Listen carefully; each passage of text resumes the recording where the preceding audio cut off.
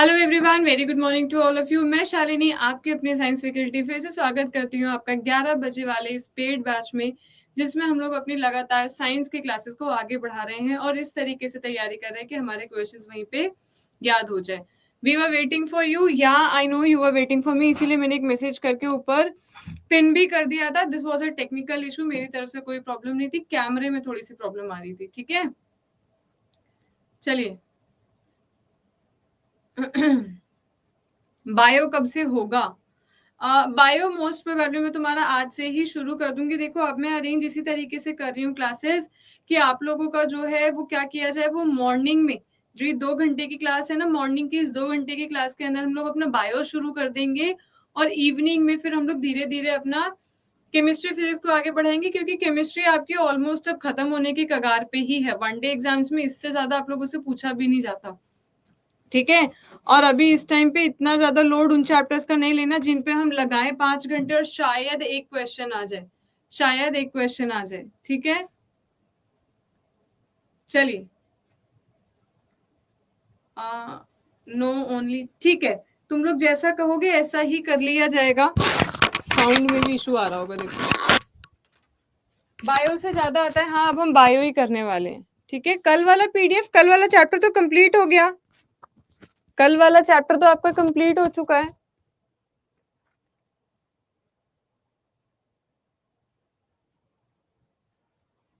ठीक है, पहले तो चलो एक पोल करके मुझे ये बताइए कि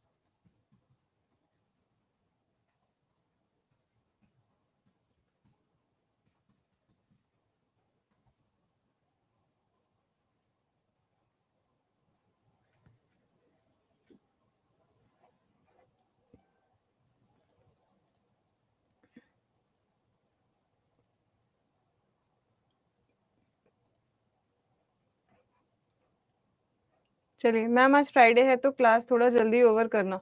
ठीक है, क्लास जल्दी ओवर हो जाएगी। अब मुझे आप लोगों से थोड़ी थोड़ी सी जानकारी लेनी थी। देखिए, मुझे आप लोगों से थोड़ी थोड़ी जानकारी लेनी है। मुझे पहले तो ये बताओ कि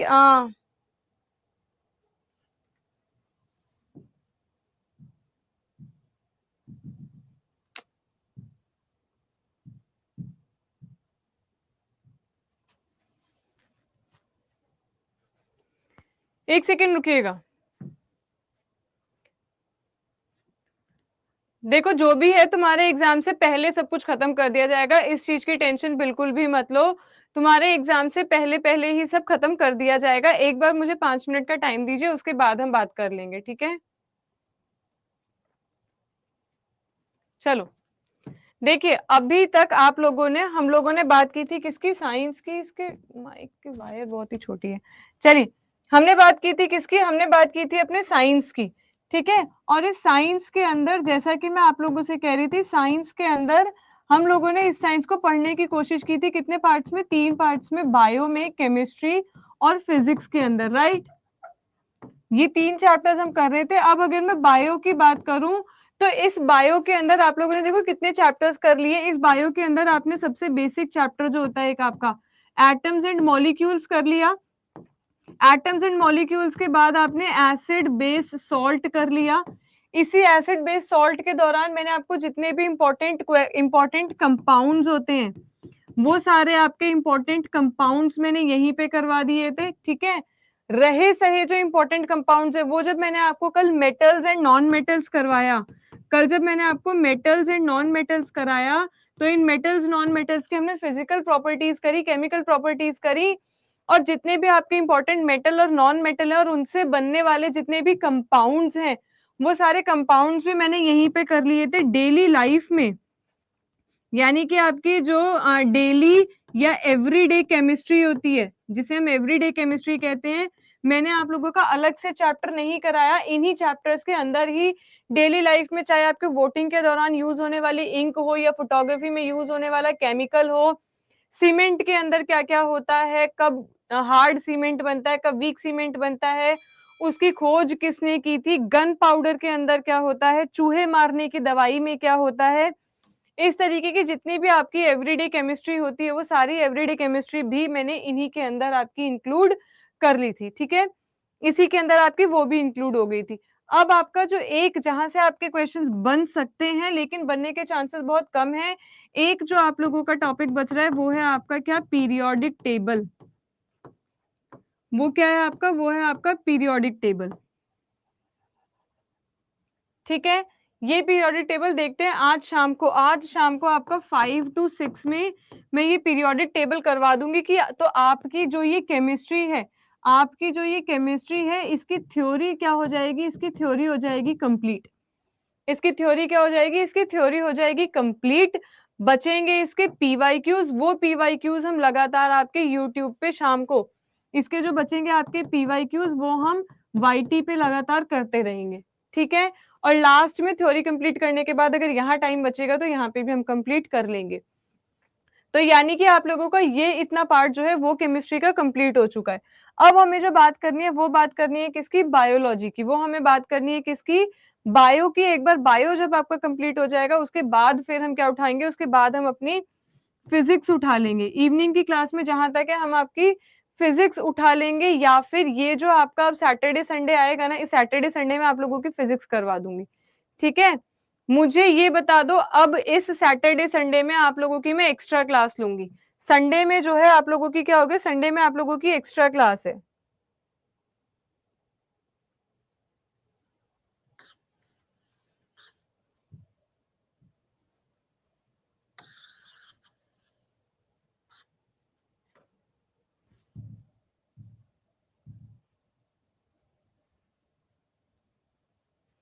ठीक है, अब देखो संडे में,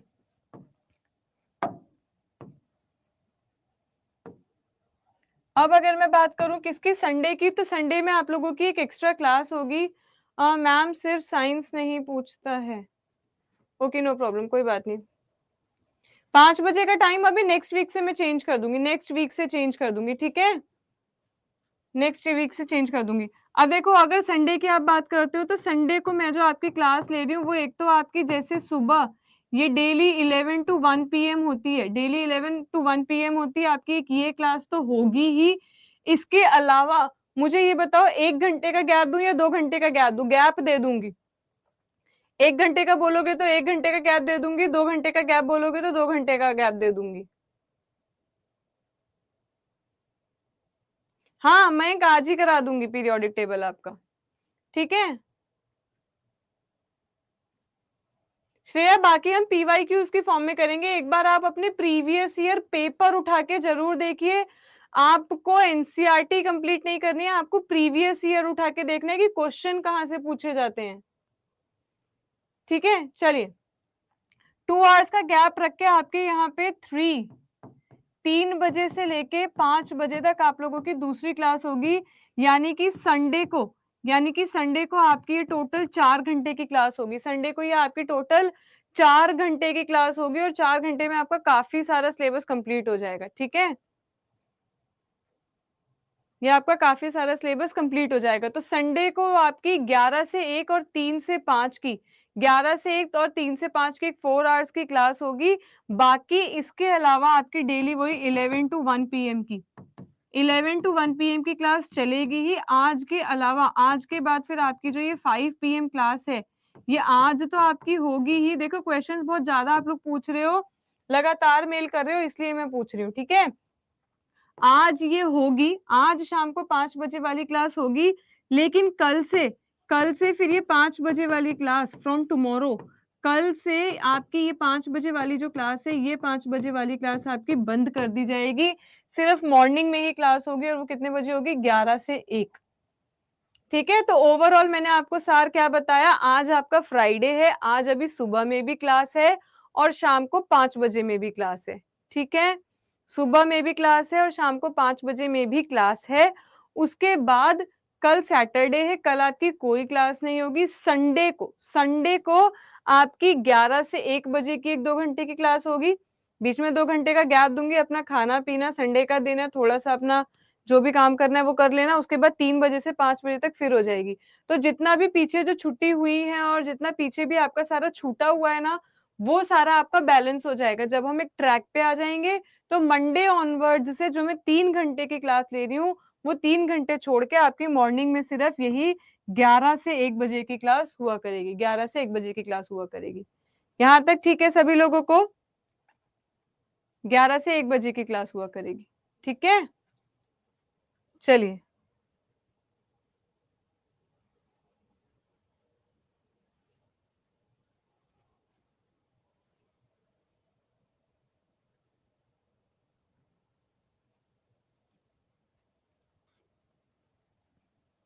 चलो,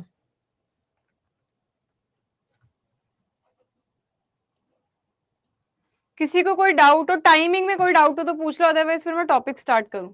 किसी को टाइमिंग में कोई भी डाउट हो तो पूछ लीजिए, नहीं तो फिर मैं टॉपिक स्टार्ट कर रही हूँ।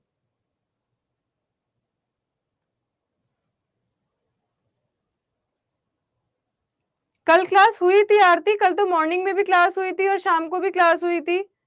कल मॉर्निंग में भी क्लास हुई थी और शाम में भी क्लास हुई थी। ठीक है,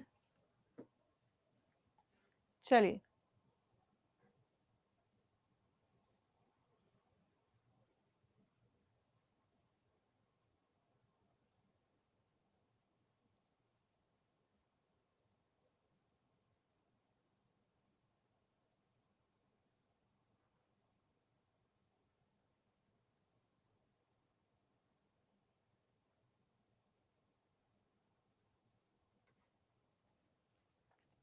चलिए, अब वापस से आते हैं। देखो, आपका केमिस्ट्री का बस 1 घंटे का टॉपिक बचा है, पीरियोडिक टेबल, वो मैं शाम में करवा दूंगी। जो नहीं देख पाओगे वो रिकॉर्डेड देख लेना। पीरियोडिक टेबल में ऐसी कोई बहुत बड़ी बात है भी नहीं, क्योंकि आप already metals and non metals पढ़ चुके हो। आप ऑलरेडी मेटल नॉन मेटल पढ़ चुके हो, तो आपको इतनी दिक्कत आने वाली है नहीं। ठीक है, ये मैं शाम की क्लास में करा दूंगी। फिलहाल हमने बायो स्टार्ट की थी और उस बायो से ही हम बात कर लेते हैं। ठीक है, तो आज से आपकी मॉर्निंग में 11 से 1 में ये बायोलॉजी शुरू हो गई है। अब आपकी मॉर्निंग में 11 से 1 में ये बायोलॉजी शुरू हो गई है। ठीक है, चलो जल्दी से देखो। बायो की अगर हम बात करें तो ये जो बायोलॉजी है, ये जो बायोलॉजी है, इस बायोलॉजी के अंदर मैंने आप लोगों को बताया था कि आमतौर पे ऐसा कहा जाता है कि बायोलॉजी की सिर्फ 2 ब्रांचेस है, 2 शाखाएं हैं, जबकि ऐसा है नहीं। बायोलॉजी की तो बहुत सारी शाखाएं हैं। आप लोग बीएससी करते होंगे, उस बीएससी में आपने देखा होगा, आप लोग एंथ्रोपोलॉजी करते हो, पेलेंटियोलॉजी करते हो, है ना, रेडियोलॉजी, आप बहुत सारे अलग अलग सब्जेक्ट्स पढ़ते हैं, कार्डियोलॉजी पढ़ते हैं। ये सब क्या है? ये सब बायो की ही ब्रांचेस हैं। पर जो बायोलॉजी के अंदर हम 2 मेन ब्रांचेस पढ़ते हैं, इसकी जो 2 मुख्य शाखाएं हैं, वो है आपकी कौन सी? जूलॉजी। वो है आपकी कौन सी? जूलॉजी और बॉटनी। वो कौन सी है आपकी? जूलॉजी और बॉटनी, यानी कि आपका जंतु विज्ञान, जंतु विज्ञान और पादप विज्ञान, जंतु विज्ञान और पादप विज्ञान। ये क्या है? ये आपकी 2 मेन ब्रांचेस हैं। ठीक है, अब देखिए यहां से आप लोगों से कुछ क्वेश्चन पूछ लिए जाते हैं। बायोलॉजी, पहली बात, ये किस भाषा का शब्द है? ये क्वेश्चन आप लोगों का है, ये पूछा हुआ क्वेश्चन है कि बायोलॉजी जो है ये आपके कौन से भाषा का शब्द है? तो आप बता देंगे ये ग्रीक भाषा का। ये कौन सी लैंग्वेज से लिया हुआ शब्द है? ये ग्रीक भाषा से लिया हुआ शब्द है, जिसमें से बायोस, बायोस का मतलब होता है लाइफ, यानी कि जीवन। बायोस का मतलब क्या होता है? बायोस का मतलब होता है जीवन। और लॉजी शब्द का मतलब क्या होता है? लॉजी शब्द का मतलब होता है किसी भी चीज का अध्ययन करना या उसकी स्टडी करना। तो दोनों को मिला के अगर हम देखेंगे तो जब हम जीवन का अध्ययन करते हैं, जब हम लाइफ के बारे में पढ़ते हैं, तो उसी को क्या कह दिया जाता है? बायोलॉजी। ठीक है, तो अब अगर आपसे पूछा जाएगा who is the father of biology, biology का फादर अगर पूछा जाएगा तो बायोलॉजी के कोई फादर है ही नहीं। बायोलॉजी के, पूरे बायोलॉजी के ऐसा अभी तक कोई भी साइंटिस्ट नहीं आया है जिसे जीव जंतुओं के बारे में भी पता हो, पादप वनस्पति प्लांट के बारे में भी पता हो। इतना बड़ा, इतना महान साइंटिस्ट कोई भी नहीं था। अरस्तु को कहा जाता है, लेकिन अरस्तु को भी जानकारी सिर्फ इस जूलॉजी की थी। अरस्तु को भी कहा जाता है, लेकिन अरस्तु को भी जानकारी किसकी थी? उन्हें जूलॉजी की थी, यानी कि उन्हें भी एक सीमा के अंदर अंदर ही जानकारी थी। इसीलिए अगर हम मेरे इनकी बात करेंगे, अगर हम जूलॉजी के फादर की यानी कि जनक की बात करते हैं, तब आप नाम बता देंगे किसका? तब आप नाम बताते हैं एरिस्टोटल का, यानी कि अरस्तु का। तब आप नाम बताते हैं किसका? अरस्तु का। अरस्तु को न सिर्फ बायोलॉजी के यानी कि सॉरी जूलॉजी के जनक या जूलॉजी के फादर कहा जाता है, बल्कि अरस्तु से एक सवाल और पूछा जाता है कि अरस्तु ने एक किताब लिखी थी। अरस्तु ने क्या किया था? अरस्तु ने एक किताब लिखी थी, ये किताब के लेखक भी रहे हैं, और उसी मुख्य किताब के कारण ही इन्हें जंतु विज्ञान के जनक यानी कि फादर ऑफ जूलॉजी भी कहा जाता है। और उस बुक का नाम क्या था? उस बुक का नाम था द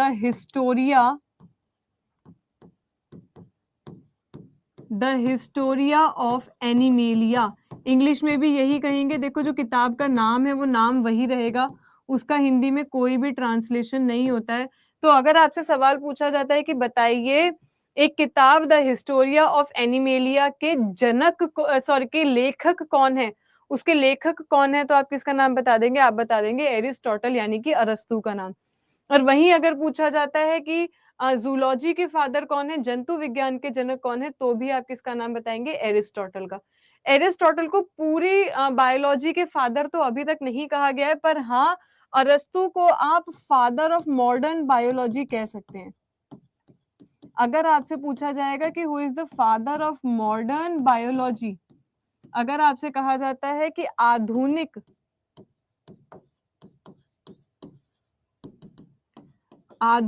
जीव विज्ञान, आधुनिक जीव विज्ञान के जनक कौन है, तो आधुनिक जीव विज्ञान के जनक में आप किसका नाम बता सकते हैं? तब आप बता सकते हैं वो कौन है?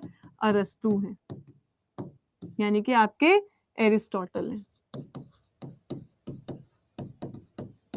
ठीक है। अब यहीं से एक और क्वेश्चन पूछ लिया जाता है कि चलो ठीक है, मॉडर्न बायोलॉजी के फादर तो अरस्तु को कहा जाता है, और ये बायोलॉजी एक ग्रीक भाषा का शब्द भी है, लेकिन आज हम इतने आराम से बायोलॉजी कर लेते हैं, लेकिन कभी ना कभी किसी ने पहली बार तो कहा होगा ना कि जब हम ये जीवित चीजों के बारे में पढ़ रहे हैं तो उसे बायोलॉजी कहा जाएगा, उस सब्जेक्ट को, उस अध्ययन को, उस स्टडी को बायोलॉजी कहा जाएगा। तो ये भी आपसे क्वेश्चन कई बार एग्जाम में पूछा हुआ है, who coined the term biology, biology शब्द का आविष्कार किसने किया था?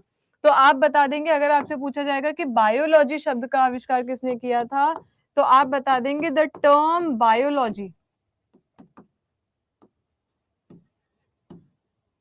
The term biology was coined by Lamarck. किसने दी थी ये टर्म? लेमार्क ने दी थी। किसने दी थी? लेमार्क। और इनके साथ एक और साइंटिस्ट का नाम जोड़ा जाता है, और वो कौन है? Karl Linus. आप चाहें तो प्रीवियस ईयर क्वेश्चन में ये देख सकते हैं, ये पूछा हुआ क्वेश्चन है कि बायोलॉजी शब्द किसने दिया था। हिंदी में कहेंगे बायोलॉजी, क्योंकि यहाँ पे अब आप जंतु विज्ञान नहीं करेंगे, उन्होंने जंतु या जीव विज्ञान नहीं कहा था, उन्होंने बायोलॉजी ही कहा था। तो बायोलॉजी, बायोलॉजी शब्द का आविष्कार किसने किया था? बायोलॉजी शब्द का आविष्कार किसने किया था? लेमार्क और कार्ल लिनिस ने किया था। ठीक है, अब आते हैं वापस किस पे? हमारी बॉटनी पे। अगर बॉटनी से आपसे कहा जाए कि बताइए अगर जूलॉजी के फादर एरिस्टोटल हैं, अगर जूलॉजी के फादर एरिस्टोटल हैं, तो बॉटनी के फादर कौन है, यानी कि पादप विज्ञान के या वनस्पति विज्ञान के जनक कौन है? तो यहाँ पे आप नाम बता देंगे किसका? थियोफ्रेस्टस का। आप नाम बताएंगे किसका? थियोफ्रेस्टस का। ठीक है, किसका नाम बताएंगे आप? थियोफ्रेस्टस। थियोफ्रेस्टस, ठीक है। इन्होंने भी एक बुक लिखी थी, इन्हें भी एक ऑथर कहा जाता है। और अगर पूछा जाएगा कि थियोफ्रेस्टस द्वारा लिखी किताब का नाम क्या था, या फिर ये थियोफ्रेस्टस नाम के वैज्ञानिक किस किताब के लेखक थे, तो इन्होंने जो किताब लिखी थी उसका नाम था the Historia of plantarum. The Historia of plantarum. इतना जल्दी से आप लोग खुद से नोट कीजिए ताकि आप लोगों को जल्दी से आसानी से याद हो जाए। और इतने में से अगर आपको कोई भी डाउट हो तो जल्दी से पूछेंगे, कोई भी डाउट हो तो पूछेंगे।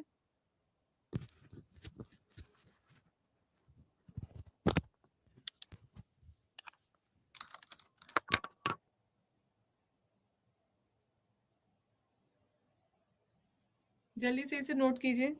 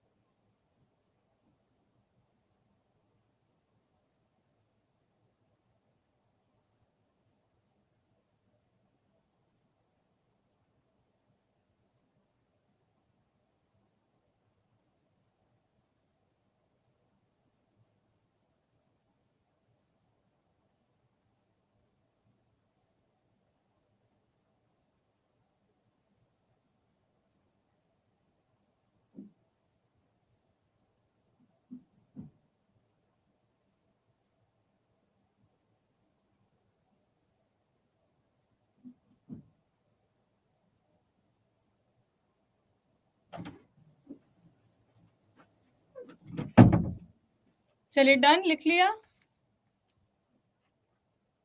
चलो ठीक है, अब देखिए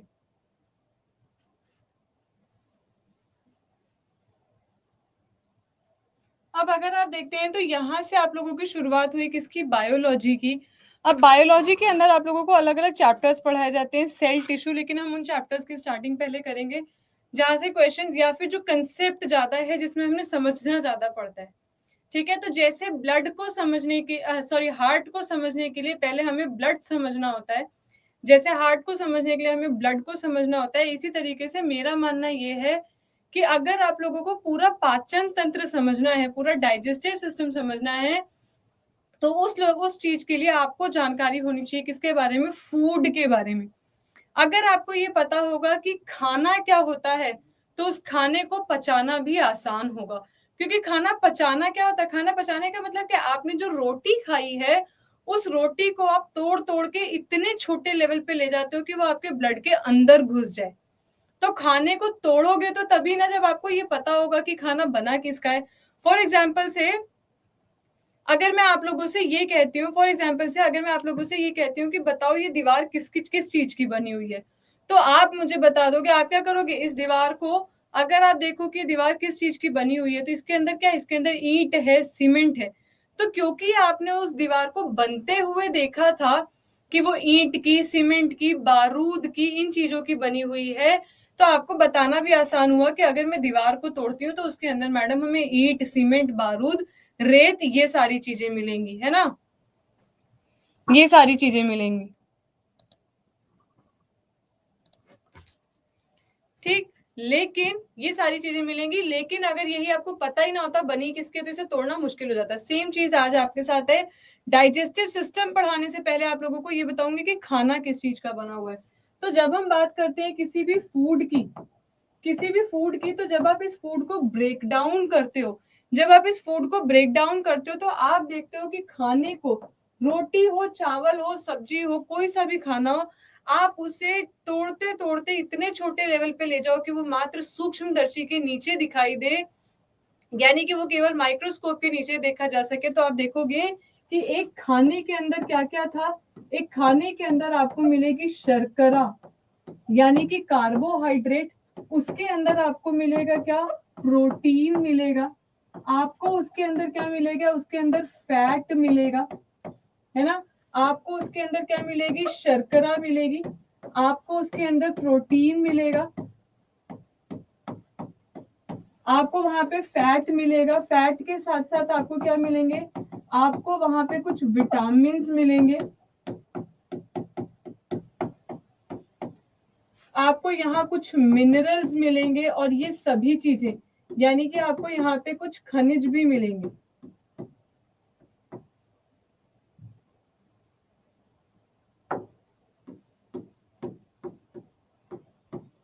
खनिज में मिलेंगे, और ये सारी चीजें डिसॉल्व होंगी, किसके अंदर, वाटर के अंदर, जल के अंदर। तो बायोलॉजी का ये वाला जो हिस्सा है जहां पे हम इस कार्बोहाइड्रेट, प्रोटीन, फैट, विटामिन इनके बारे में स्टडी करते हैं, वहां कभी कभी इनके बीच में बनने वाले बॉन्ड को डाइजेशन के दौरान क्या किया जाता है, इन बॉन्ड्स को तोड़ना पड़ता है, इनके बीच के बंधन को तोड़ना पड़ता है, जो कि जिसमें से फिर ऊर्जा निकलती है और आपके शरीर को एनर्जी मिलती है। जब बॉन्ड तोड़ा जाता है, जोड़ा जाता है, ऊर्जा देनी पड़ती है या ऊर्जा लेनी पड़ती है, तो वो हिस्सा हमारे बायो के साथ साथ केमिस्ट्री का भी हिस्सा बन जाता है, और ये टॉपिक आ जाता है फिर आपके बायो केमिस्ट्री का। तो यहां से आपका मैंने लिंक जोड़ा किसमें, बायो में और केमिस्ट्री में। तो ये बायो केमिस्ट्री का जो टॉपिक है, इसी की जब हम पढ़ाई करते हैं, जब आप इसको किताबों के अंदर देखेंगे तो आप देखेंगे ये कार्बोहाइड्रेट, प्रोटीन, फैट और मिनरल्स, इन सभी के लिए जो चैप्टर का नाम होता है वो होता है बायोमोलिक्यूल्स। बायोमोलिक्यूल्स यानी कि जैविक तत्व। इन सभी को अगर आपको पढ़ना होगा तो आपको चैप्टर कौन सा देखना पड़ेगा, आपको चैप्टर देखना होगा जैविक तत्व यानी कि बायोमोलिक्यूल्स। अगेन इसे बायोमोलिक्यूल्स क्यों कहा गया है, क्योंकि अभी थोड़ी देर पहले ही मैंने बताया था, बायो का मतलब क्या होता है, लाइफ यानी कि क्या हो गया, लिविंग ऑर्गेनिजम्स। जितने भी जीव जंतु हैं, जब आप इन्हें देखेंगे तो ये जिन तत्वों के बने हुए हैं, देखो हम खाना खा के ही तो हम बने हुए हैं, खाने हम उसी कार्बोहाइड्रेट, प्रोटीन, फैट, विटामिन की तो हमारी पूरी बॉडी बनी हुई है।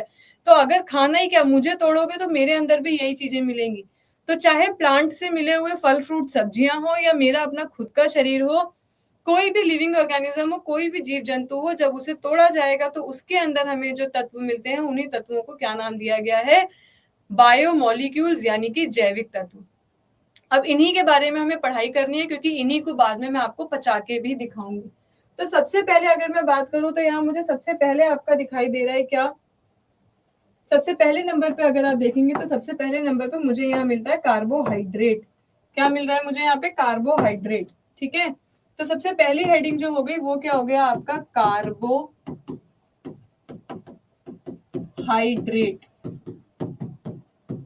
ठीक है, अब जैसा कि आप यहाँ पे नाम को देख सकते हैं, हम हर चीज की स्टडी उसके नाम का खंडन करके ही करते हैं, उसको विभाजित करके ही करते हैं। तो यहाँ पे भी आपको नाम से ही पता चल जाएगा कि जब भी मैं कहती हूँ कि हमें कार्बोहाइड्रेट खाना चाहिए, कार्बोहाइड्रेट खाना चाहिए, तो वो कार्बोहाइड्रेट बना किसका है?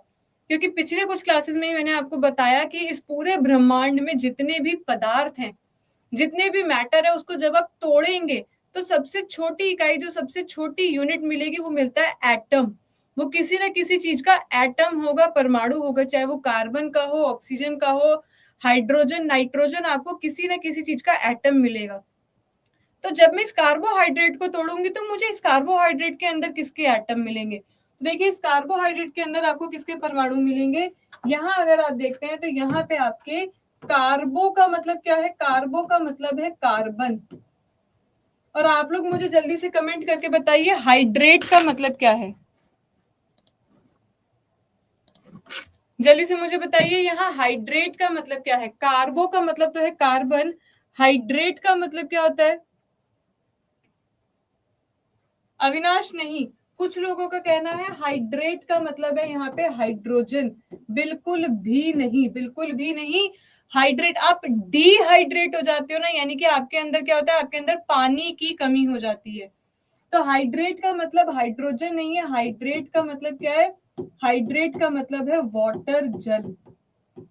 तो यानी कि अगर मैं कार्बोहाइड्रेट देखती हूँ तो कार्बोहाइड्रेट का मतलब क्या है? इसके अंदर मुझे कुछ मॉलिक्यूल्स मिलते हैं, किसके? लेट से एक्स, मैथ्स में हम करते हैं ना, सपोज हम मान लेते हैं एक्स। तो यहाँ पे भी मैंने क्या किया? यहाँ पे भी मैंने मान लिया, और क्या माना? कि कार्बोहाइड्रेट के अंदर अगर एक्स मॉलिक्यूल्स कार्बन के हैं, तो कार्बन के साथ साथ और किसके मिलते हैं आपको? कुछ मॉलिक्यूल्स किसके मिलते हैं? वाटर के। किसके मिलते हैं?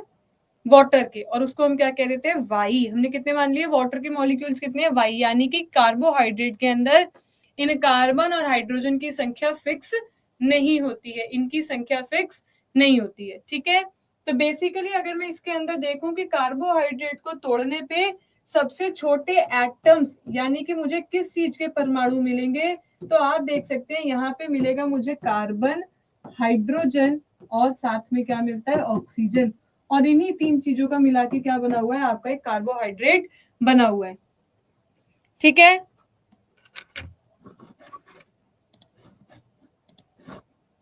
चलिए, तो आप देख सकते हैं। अब अगर मेन बात आपसे ये पूछी जाए कि ये कार्बोहाइड्रेट अगर हमारे खाने में प्रेजेंट है, तो हर कोई भी चीज हो, चाहे कोई भी इंसान हो, कोई भी चीज हो या कोई भी इंसान हो, उसका कुछ ना कुछ उद्देश्य होता है। हम अगर कार्बोहाइड्रेट भी खा रहे हैं, अगर हमारे शरीर के अंदर ये कार्बोहाइड्रेट जा रहा है, तो इसका मतलब क्या है? इसका कोई ना कोई उद्देश्य है, या आपके शरीर के अंदर कुछ ना कुछ काम कर रहा होगा। तो कार्बोहाइड्रेट का अगर मेन फंक्शन देखा जाए, यानी कि इस कार्बोहाइड्रेट का अगर हमारे शरीर के अंदर मुख्य कार्य देखा जाए, तो इस कार्बोहाइड्रेट का हमारे शरीर में मेन काम क्या होता है? ये हमारे शरीर को क्या करती है? It provides energy. ये आपके शरीर में क्या करती है? ये आपके शरीर में ऊर्जा प्रदान करती है। और अगर आपसे पूछा जाए कि ठीक है, ये हमारे शरीर में ऊर्जा प्रदान करती है, लेकिन कितनी ऊर्जा? लेकिन आपसे पूछा जाए कि कितनी ऊर्जा प्रदान करती है, तो आप बताएंगे कि अगर आप 1 ग्राम कार्बोहाइड्रेट खाते हैं, अगर आप 1 ग्राम कार्बोहाइड्रेट खाते हैं, तो उस 1 ग्राम कार्बोहाइड्रेट से आपको कितनी मिलेगी? 4 kilo calorie. 4 kilo calorie energy मिलती है। कितनी एनर्जी मिलती है? 4 किलो कैलोरी एनर्जी मिलती है, 4 किलो कैलोरी ऊर्जा मिलती है। ठीक है, ये क्या करती है? आपको तुरंत एनर्जी देने का काम करती है। देखो एनर्जी आपके शरीर में, अभी आप देखोगे फैट भी एनर्जी देता है, फैट भी एनर्जी देता है, लेकिन अगर आपसे पूछा जाए कि तुरंत तुरंत आपको एनर्जी कौन देगा, तो अगर इंस्टेंट एनर्जी की बात करोगे, अगर इंस्टेंट एनर्जी की बात करोगे, अगर शीघ्र यानी कि अगर तुरंत ऊर्जा देने की बात की जाएगी, तो आपके कार्बोहाइड्रेट क्या करते हैं? आपको तुरंत ऊर्जा देते हैं। आप बाहर से भाग के आए हो, काम करके आए हो, बहुत ज्यादा थके हुए हो, ग्लूकोज उठा के पी लो, घी उठा के पियो, देखना आपको उतनी एनर्जी नहीं मिलेगी। पर हाँ, जब बहुत सारा काम होता है ना, अब जैसे यहाँ पे सुबह से शाम हो जाती है, क्लासेस रिकॉर्ड करने में सुबह से शाम हो जाती है, तो घर पे मम्मी का कहना क्या होता है कि तू अपनी रोटी में थोड़ा ज्यादा घी लगाया कर, तू अपने चावलों में ज्यादा घी डाला कर। पर अगर मैं यहाँ से थकी हारी जब घर पहुंचूंगी, तो ऐसा नहीं है कि मम्मी ये कह देंगे अपने पानी में घी डाल के पी ले। जब मुझे तुरंत एनर्जी, अगर लॉन्ग टाइम के लिए चाहिए तो मुझे घी दिया जाएगा, लेकिन अगर मुझे तुरंत एनर्जी चाहिए तो मुझे क्या पिलाया जाएगा? मुझे ग्लूकोज घोल के देंगी मम्मी। तो ये क्या है? ये इंस्टेंट एनर्जी है, और ये बात सच भी है। ठीक है, सास भी मम्मी होती है, और मेरी सास मम्मी ही है, वो ऐसा ही करती है। तो चलिए, तो ये क्या होता है? इंस्टेंट एनर्जी देने का काम करता है। अब ये कार्बोहाइड्रेट, इतना फटाफट से आप लोग नोट कीजिए, फिर हम आगे बढ़ते हैं। जल्दी से इसको नोट मत करो, बल्कि इनके स्क्रीनशॉट्स लेते रहो, साथ साथ में थोड़ा सा नोट करते हुए चलो। मैं ज्यादा देर के लिए फिर मौका नहीं दूंगी।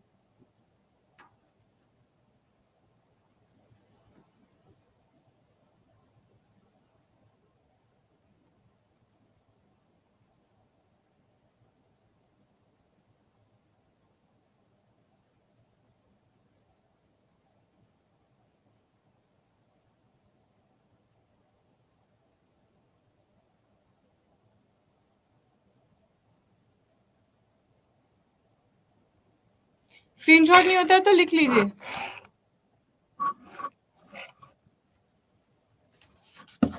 पीडीएफ मिल जाएगा, इसका पीडीएफ मिल जाएगा, डोंट वरी, पीडीएफ दे दूंगी मैं। ठीक है, आप समझने पे ध्यान दीजिए, आप बस समझने पे ध्यान दीजिए फिलहाल। चलो आगे देखते हैं। अब अगर इसी कार्बोहाइड्रेट की बात की जाती है, तो देखो ये कार्बोहाइड्रेट क्या है? ये शर्करा है, ये शुगर्स की लंबी लंबी चेन है। ये शर्करा है, ये शुगर्स की लंबी लंबी चेन होती है। अब अगर मैं इस कार्बोहाइड्रेट को देखूं, तो इस कार्बोहाइड्रेट के अंदर क्या होता है? इस कार्बोहाइड्रेट के अंदर अगर कोई पूछे कि कार्बोहाइड्रेट क्या है, तो आप कह सकते हैं it is a chain of sugars. It is a chain of sugars, यानी कि शर्करा की एक लंबी सी कड़ी है। अब कोई मुझसे पूछे शुगर क्या होता है, शुगर क्या होता है, तो आप ये नहीं बताएंगे कि शुगर क्या होता है, तो आप कह देंगे वो चीनी होती है जो हम घर में खाते हैं। नहीं, अब आप साइंस पढ़ रहे हो, और साइंस पढ़ने के बाद अगर कोई भी आपसे ये पूछेगा कि शुगर क्या होता है, तो आप बताएंगे कि शुगर क्या है? Sugar is a compound. आप क्या बताएंगे? शुगर इज अ कंपाउंड, यानी कि शुगर क्या होता है? शर्करा एक प्रकार का यौगिक है। और यौगिक क्या होता है? यौगिक वो होता है जो अलग अलग एटम्स से मिलके बनता है, अलग अलग परमाणुओं से मिलके बनता है। और अभी मैंने आपको बताया था इसके अंदर कौन कौन से परमाणु होते हैं। इसके अंदर होता है कार्बन, हाइड्रोजन और ऑक्सीजन। जब यही तीनों चीजें 1:2:1 के रेशो में प्रेजेंट होती हैं, जब यही चीजें 1:2:1 के अनुपात में प्रेजेंट होती है, तो उसी को आप क्या कह देते हैं? उसी को आप कह देते हैं शुगर। जैसे कि अगर आप इसका एग्जाम्पल लेंगे, तो एग्जाम्पल में आपने देखा होगा, बहुत कॉमन एग्जाम्पल या बार बार जिस हम शुगर की बात करते हैं, वो होती है आपकी ग्लूकोज। वो कौन सी है आपकी? ग्लूकोज। तो ग्लूकोज का भी अगर आप फॉर्मूला लेते हैं, तो ग्लूकोज का फॉर्मूला होता है C6H12O6। तो क्या आप लोगों को यहाँ पे दिखाई दे रहा है? कार्बन, हाइड्रोजन और ऑक्सीजन का रेशो कितना है? 1:2:1। तो कोई भी ऐसा यौगिक जिसके अंदर कार्बन, हाइड्रोजन और ऑक्सीजन का अनुपात 1:2:1 का होगा, उसे शर्करा कहा जाएगा, उसे शुगर कहा जाएगा। any compound which consists of carbon, hydrogen and oxygen in the ratio of 1:2:1 is known as sugar. अब जब इस शुगर से बना, अगर ये कार्बोहाइड्रेट मैं कह रही हूँ कि शुगर का बना हुआ होता है, तो देखो कितनी शुगर का बना हुआ होता है, उसी के आधार पे क्या किया गया है, इन कार्बोहाइड्रेट्स को 3 4, आमतौर पे 3 बताई जाती है बट 4 कैटेगरी होती है, 4 कैटेगरी में डिवाइड किया जाता है। अगर इस कार्बोहाइड्रेट के अंदर एक अकेली शुगर है, ये कोई लंबी चेन नहीं बना रही है, बस एक ही शुगर है, तो उसे क्या कहा जाता है, उसे कहा जाता है मोनोसैकराइड। उसे आप क्या कह देते हैं, मोनोसैकराइड, क्योंकि मोनो का मतलब क्या होता है, मोनो का मतलब होता है 1 और सैकराइड का मतलब क्या है, शुगर। इसका मतलब क्या है, एक ही शुगर की बनी होती है, इसका मतलब क्या होता है ये अभी बताऊंगी, एक बार बस चारों नाम देख लीजिए। दूसरी कैटेगरी होती है, अब अगर यही कार्बोहाइड्रेट आपका 2 शुगर से जुड़ के बना हुआ है तो आप कहेंगे ये कैसा कार्बोहाइड्रेट है, ये है डाइसैकराइड। ये क्या है, डाइसैकराइड, क्योंकि डाई का मतलब क्या होता है, डाई का मतलब होता है 2 और सैकराइड का मतलब क्या होता है, शुगर। ठीक है। तीसरी कैटेगरी आपकी कौन सी होती है, तीसरी कैटेगरी होती है आपकी ओलिगोसैकराइड। तीसरी कैटेगरी कौन सी होती है, ओलिगोसैकराइड, जिसमें से ओलिगो का मतलब होता है फ्यू, यानी कि कुछ। ठीक है। और सैकराइड का मतलब क्या है, शुगर। कुछ मतलब कितनी, कुछ तो कितने भी हो सकते हैं, एक भी हो सकता है, 2 भी हो सकता है, 1000 भी हो सकता है। तो मेरा कुछ कहने का मतलब क्या है कि अगर कोई ऐसा कार्बोहाइड्रेट है जिसके अंदर शुगर्स की संख्या 2 से लेके 10 के बीच में है, तो ऐसी कार्बोहाइड्रेट को क्या कहा जाएगा, ऐसी कार्बोहाइड्रेट को कहा जाएगा ओलिगोसैकराइड। ठीक है। एंड लास्ट और फोर्थ आपकी कैटेगरी होती है कौन सी, पॉलीसैकराइड, जिसमें से पॉली का मतलब क्या है, पॉली का मतलब है मेनी, पॉली का मतलब है मेनी और सैकराइड का मतलब क्या होता है, शुगर। तो यानी कि अगर किसी भी कार्बोहाइड्रेट में मोर देन 10 शुगर्स हैं, 10 से ज्यादा है, कितनी भी हो, 10 20 30 लाख 1000 50 मिलियन बिलियन करोड़ कितनी भी हो, अगर 10 से ज्यादा है तो ऐसे कार्बोहाइड्रेट को आप क्या कहते हैं, ऐसे कार्बोहाइड्रेट को आप कहते हैं पॉलीसैकराइड। ये तो हो गया किताबों में लिखी हुई डेफिनेशन की बात, ये तो हो गई किताबों में लिखी हुई डेफिनेशन की बात। लेकिन अब अगर मैं आपको प्रैक्टिकली बताती हूँ, अब जैसे कि अगर आप मान लीजिए आपके हाथ लग गया क्या, आपके हाथ लग गया पार्ले जी बिस्किट। ठीक है, ये क्या है, ये है आपका पार्ले जी बिस्कुट। ठीक है। या आपके हाथ में लग गया क्या, सेब। आपके हाथ क्या लग गया, आपके हाथ लग गया सेब, एप्पल। ठीक। तो आप देखेंगे, आप क्या करो, आप इसे माइक्रोस्कोप के नीचे देखो। मैंने बताया आपको ये कार्बोहाइड्रेट, प्रोटीन, फैट, मिनरल्स सब किसके नीचे दिखाई देते हैं, ये सब आपको सूक्ष्मदर्शी के अंदर दिखाई देंगे, आपकी अपनी आंखों से दिखाई नहीं देगा। तो जब आप इसके अंदर कार्बोहाइड्रेट देखते हो ना, तो आपको दिखाई देगा इसके अंदर जो शुगर है, इसके अंदर जो शुगर है वो अकेली अकेली प्रेजेंट है। वो शुगर क्या है, वो शुगर आपकी अकेली अकेली प्रेजेंट है। जबकि जबकि अब आपने देखा होगा, आपको दूध कैसा लगता है पीने में, आपको दूध कैसा लगता है पीने में, मीठा लगता है। अब वहीं आप माइक्रोस्कोप के नीचे देखिए क्या, मिल्क। अब आप माइक्रोस्कोप के नीचे देखिए क्या, दूध। अगर आपके घर में दूध नहीं है तो घर में आटा होगा, घर में आटा होगा, तो आप माइक्रोस्कोप के नीचे क्या देख लीजिए, आप माइक्रोस्कोप के नीचे देख लीजिए आटा या गेहूं, आटा या फिर गेहूं देख लीजिए। तो आप देखोगे कि इसके अंदर जो कार्बोहाइड्रेट है ना, वो कार्बोहाइड्रेट में क्या है, उस कार्बोहाइड्रेट में जो शुगर्स हैं वो 2-2 के जोड़े में मौजूद है। जो शुगर है वो क्या है, वो शर्करा आपकी 2-2 के जोड़े में मौजूद है। इस पार्ले जी बिस्कुट और एप्पल के अंदर तो अकेला अकेला एक एक था, लेकिन यहाँ पे हमेशा शुगर कैसी होगी, जोड़े में मौजूद होगी। या फिर आप उठा लीजिए क्या, आप ले लीजिए चावल।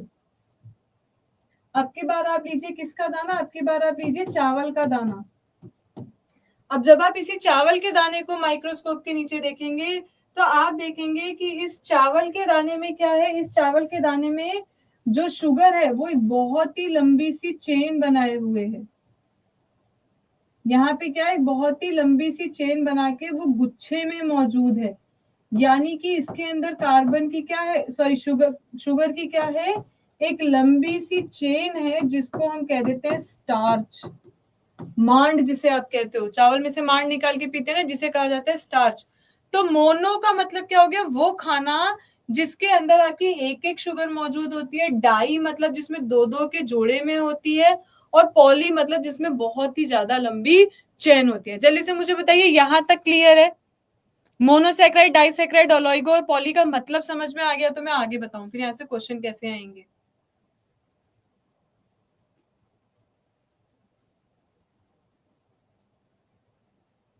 चलिए क्लियर है।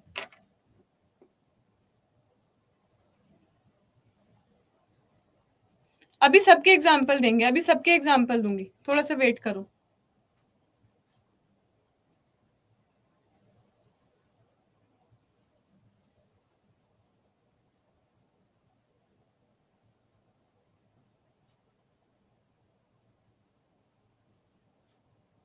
तो अब बेसिकली अगर कोई मुझसे इनके एग्जाम्पल्स पूछता है तो मोनोसेक्राइड के आपके 3 एग्जाम्पल होते हैं, कौन कौन से? ग्लूकोज, फ्रक्टोज और राइबोज। ग्लूकोज, फ्रक्टोज और राइबोज, ठीक है। इनके हिंदी में भी यही नाम है, टाइम वेस्ट मत करवाना कि ग्लूकोज में ग ल ओ ज ये सब लिख के बताऊं, ग्लूकोज को ग्लूकोज ही कहते हैं, इतनी इंग्लिश तुम्हें भी पढ़नी आनी चाहिए, ठीक है। डाइसेक्राइड का अगर कोई एग्जांपल पूछता है तो आपके डाइसेक्राइड के अंदर आ जाती है फिर से 3 शुगर्स, और वो कौन कौन सी है, वो है आपकी लैक्टोज, सुक्रोज और माल्टोज। ये डाइसेक्राइड होती है, ये दो दो शुगर से बनी होती है, ठीक है। ओलिगोसेक्राइड के अंदर आ जाएगा आपका क्या, रेफिनोज,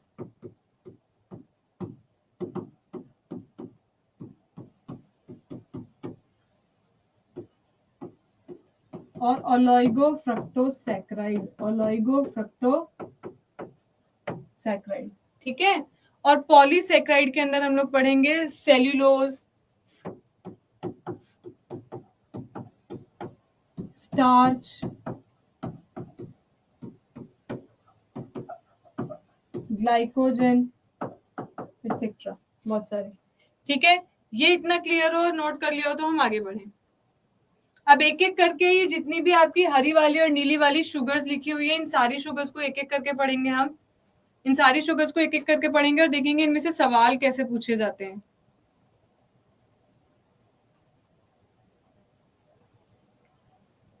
यहाँ पे एक और आ जाएगी गैलेक्टोज, यहाँ पे हम 4 पढ़ेंगे, गैलेक्टोज।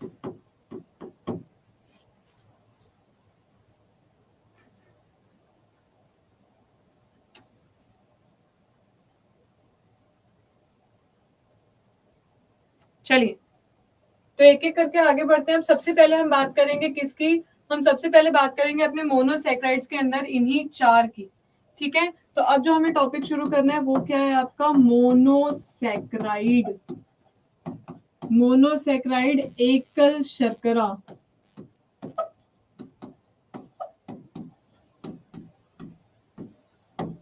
ठीक।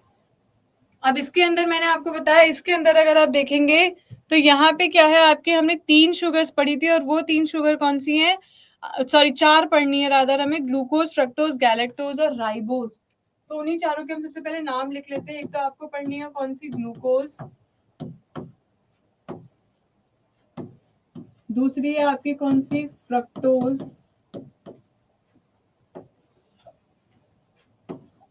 तीसरी है आपकी गैलेक्टोज, और चौथी है आपकी कौन सी, राइबोज, ठीक है। इनके हिंदी में भी यही नाम होते हैं।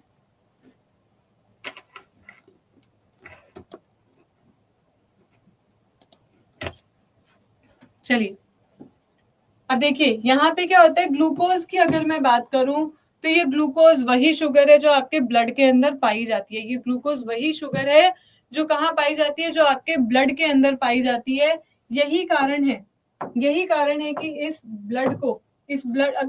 ग्लूकोज को और किस नाम से जाना जाता है, इस ग्लूकोज को हम ब्लड शुगर के नाम से भी जानते हैं, इसे ब्लड शुगर के नाम से भी जानते हैं। और अगर पूछा जाएगा कि आपने कभी भी देखा, आपसे अगर पूछा जाएगा कि इंस्टेंट एनर्जी, अगर तुरंत एनर्जी देनी है, अगर तुरंत एनर्जी देनी है तो इनमें से कौन सी शुगर दी जाएगी, तो इनमें से आपको कौन सी शुगर दी जाएगी, ग्लूकोज ही दी जाएगी, ग्लूकोज ही दी जाएगी, क्योंकि ग्लूकोज ही वो शुगर है जो आपको इंस्टेंट एनर्जी देगी, यानी कि तुरंत एनर्जी देगी। इसके अलावा अगर आप कोई भी शुगर देते हैं तो कोई दिक्कत नहीं है। अगर डॉक्टर आपके शरीर में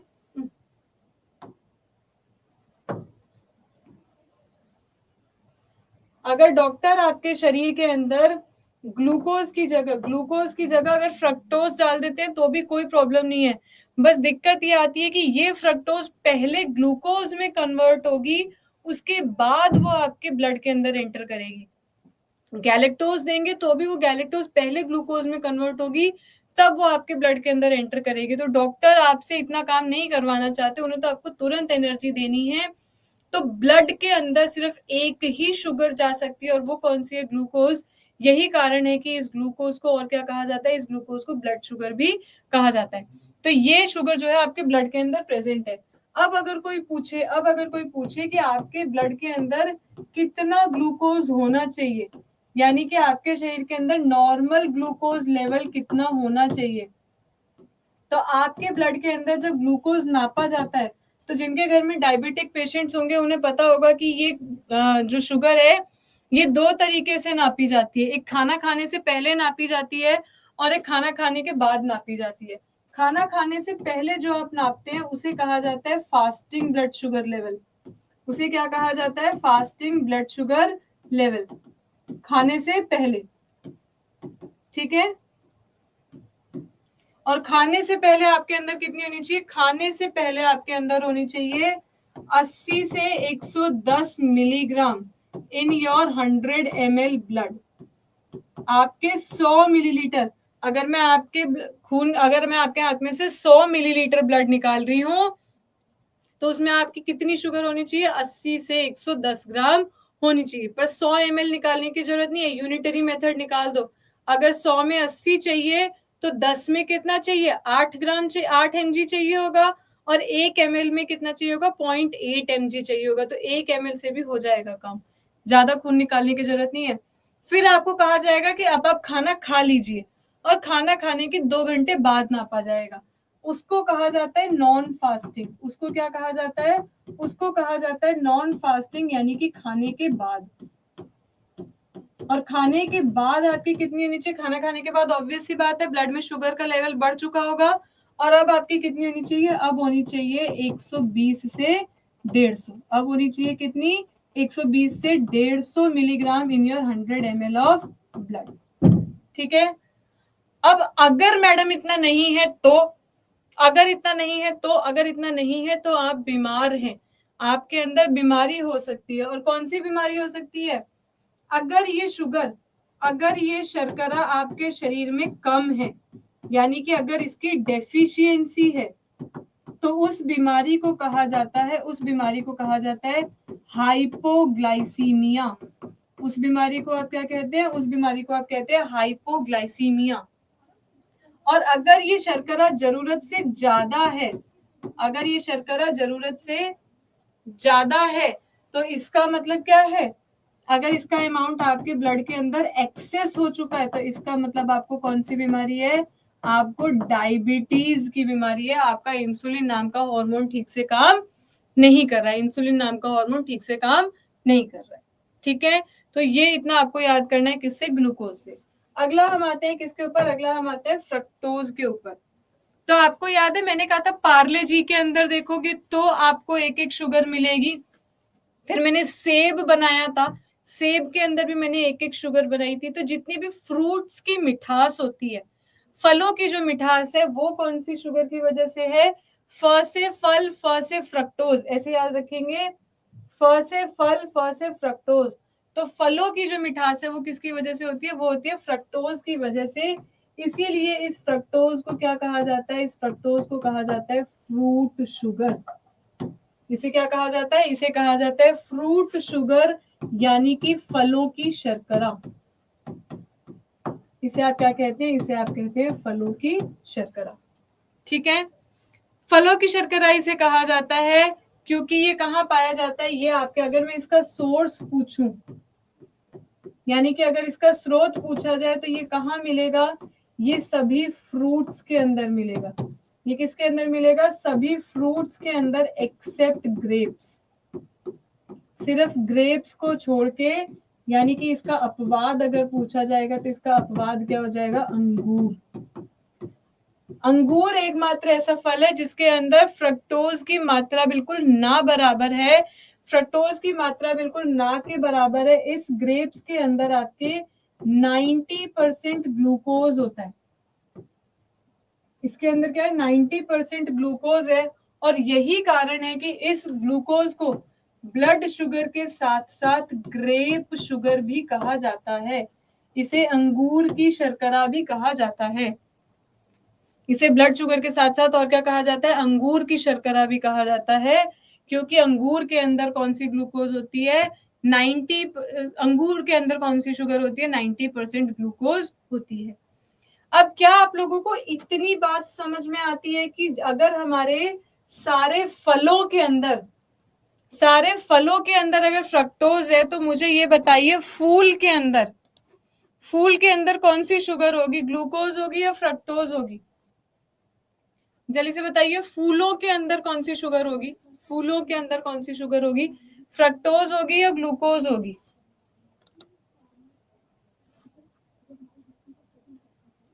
फलों से ही, आपके फूल से ही फल बनते हैं, अगर फल में फ्रक्टोज है तो फ्रूट्स में भी क्या होगी, आपके फ्रक्टोज ही होगी। तो इसके सोर्स में एक तो हो गए आपके फ्रूट्स, दूसरे नंबर पे क्या आ गए, आपके फ्लावर्स के अंदर भी यही है। और मुझे बताइए हनी के अंदर क्या होगा, शहद के अंदर क्या होगा, शहद के अंदर क्या होगी, ग्लूकोज होगी या फ्रक्टोज होगी, हनी के अंदर क्या होगा,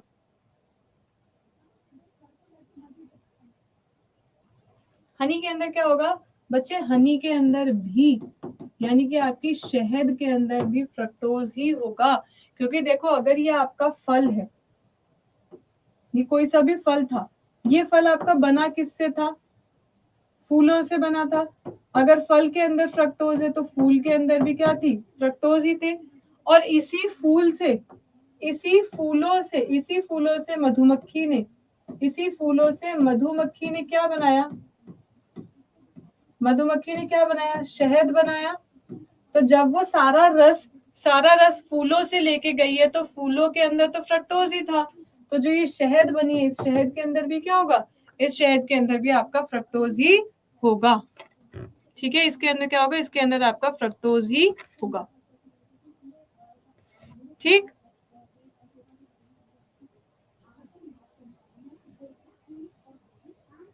तो यहाँ पे आपके ये 3 सोर्स हो गए। अब अगर आपसे पूछा जाता है कि आपके पास इतनी सारी शुगर्स मैम ने लिखवाई थी, glucose, fructose, ribose, cellulose, starch, है ना, माल्टोज, लैक्टोज, गैलेक्टोज, इतनी सारी शुगर्स आपको लिखवाई गई थी। अगर मैं पूछूं इन सारी शुगर्स में सबसे ज्यादा मीठी शुगर कौन सी है, सबसे ज्यादा मीठी शुगर कौन सी है, तो आप क्या बता देंगे, सबसे ज्यादा मीठी शुगर कौन सी होती है, आपकी मोस्ट स्वीटेस्ट,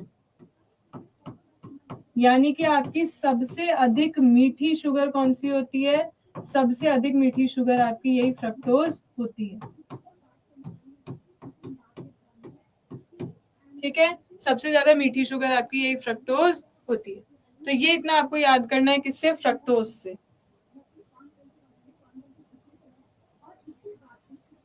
चलिए अगला देखिए।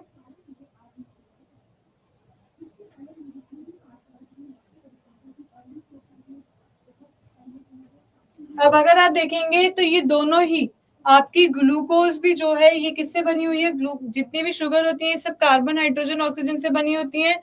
तो ग्लूकोज का मैं आप लोगों को बार बार फॉर्मूला बता चुकी हूँ, और ग्लूकोज का फॉर्मूला क्या था, ग्लूकोज का फॉर्मूला था C6H12O6, C6H12O6। यानी कि आपको इसके अंदर कितने कार्बन दिखाई दे रहे हैं, जल्दी से बताइए, ग्लूकोज के अंदर कितने कार्बन होते हैं,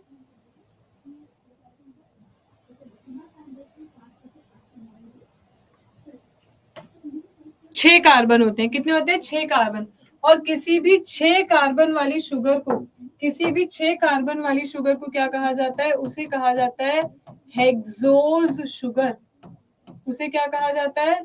उसे कहा जाता है हेक्सोज शुगर। केमिस्ट्री में आप पढ़ चुके हैं। हेक्सा का मतलब क्या होता है? 6। हेक्सा का मतलब क्या होता है? 6।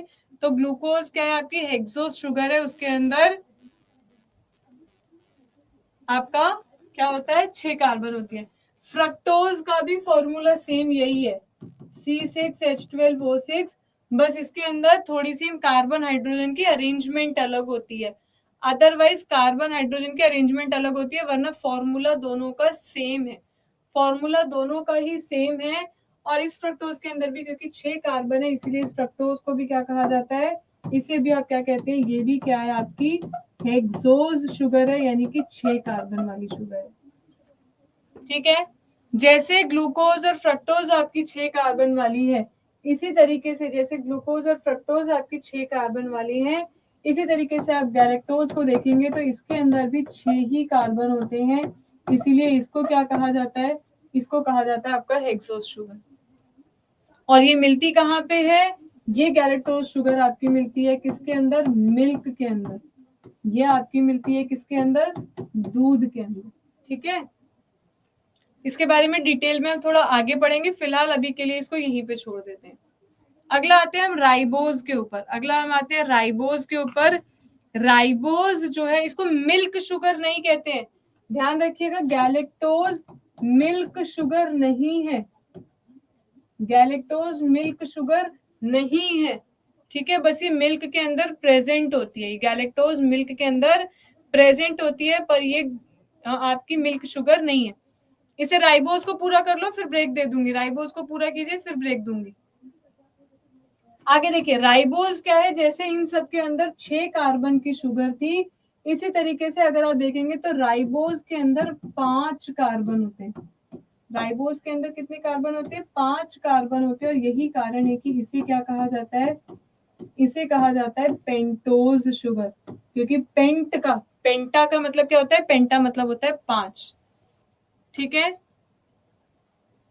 पेंटा का मतलब क्या होता है? 5। डायबिटीज के लिए कौन सा नुकसान होता है? दीपक, मुझे तुम्हारा क्वेश्चन ही नहीं समझ में आया।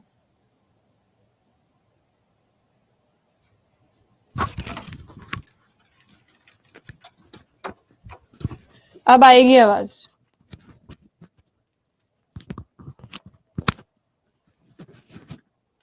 ठीक है, पेंटोज के अंदर कितनी शुगर होती है? पेंटोज के अंदर होती है 5 शुगर। माइक उलझा पड़ा है।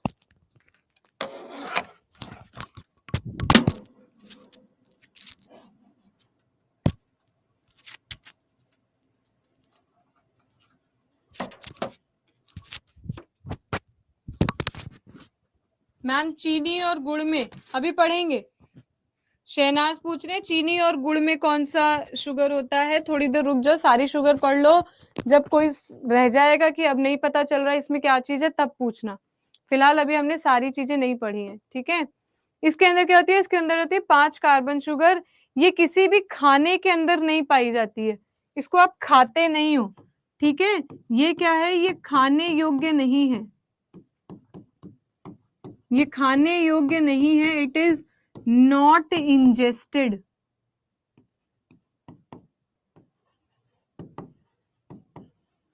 इसको आप खाते नहीं हो, ये आपके शरीर में खुद ही बनती है। ये क्या होती है? ये आपके शरीर के अंदर खुद ही बनती है, सिंथेसाइज्ड इन बॉडी। ये शरीर के अंदर खुद ही बन जाती है, इसीलिए इसको बाहर से खाने की जरूरत नहीं होती है। ये खुद ही शरीर के अंदर बन जाती है, इसका संश्लेषण शरीर के अंदर खुद ही होता है। ठीक है, और कहाँ पे मौजूद होती है? ये मौजूद होती है आपके आरएनए में या आपके डीएनए में, आपके आरएनए के अंदर या फिर आपके डीएनए के अंदर। ठीक है, चलिए अब आप लोगों से क्वेश्चंस पूछ लिए जाएं।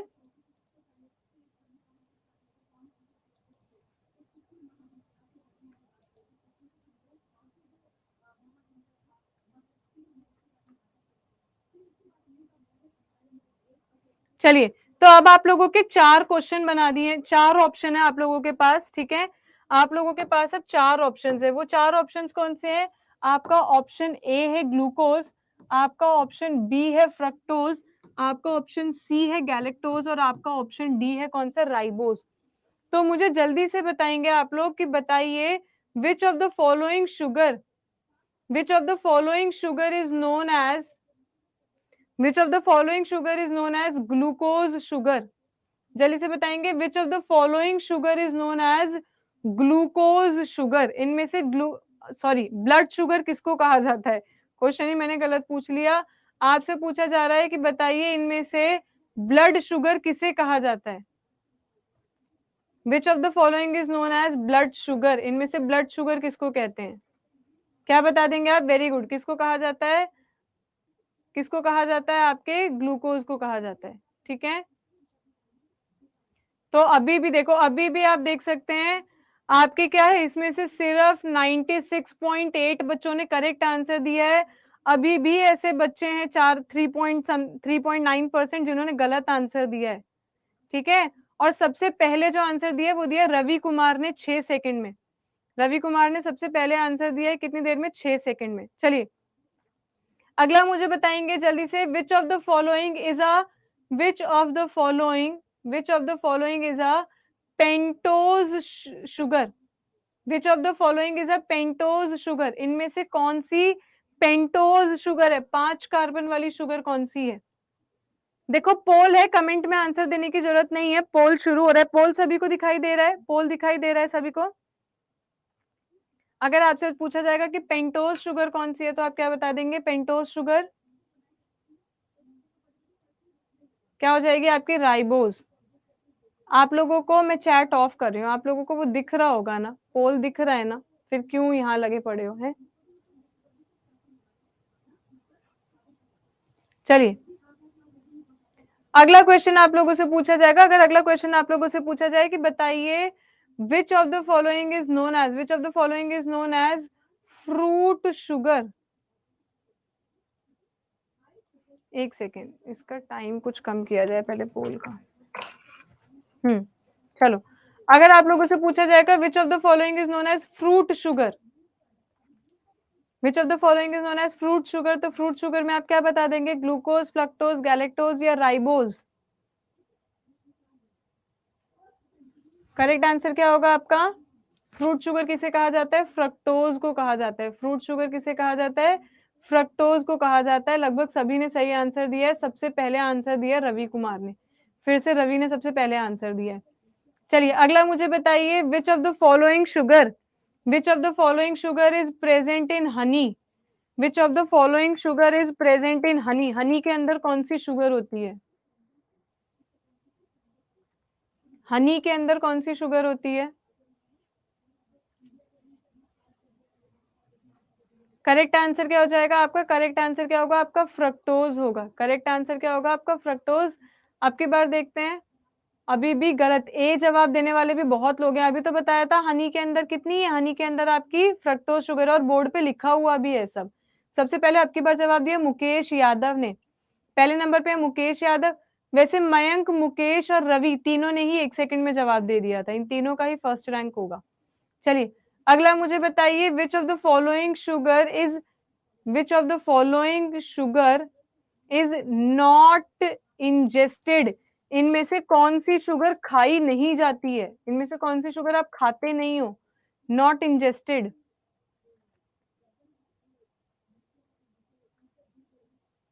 विच of the following sugar is not ingested?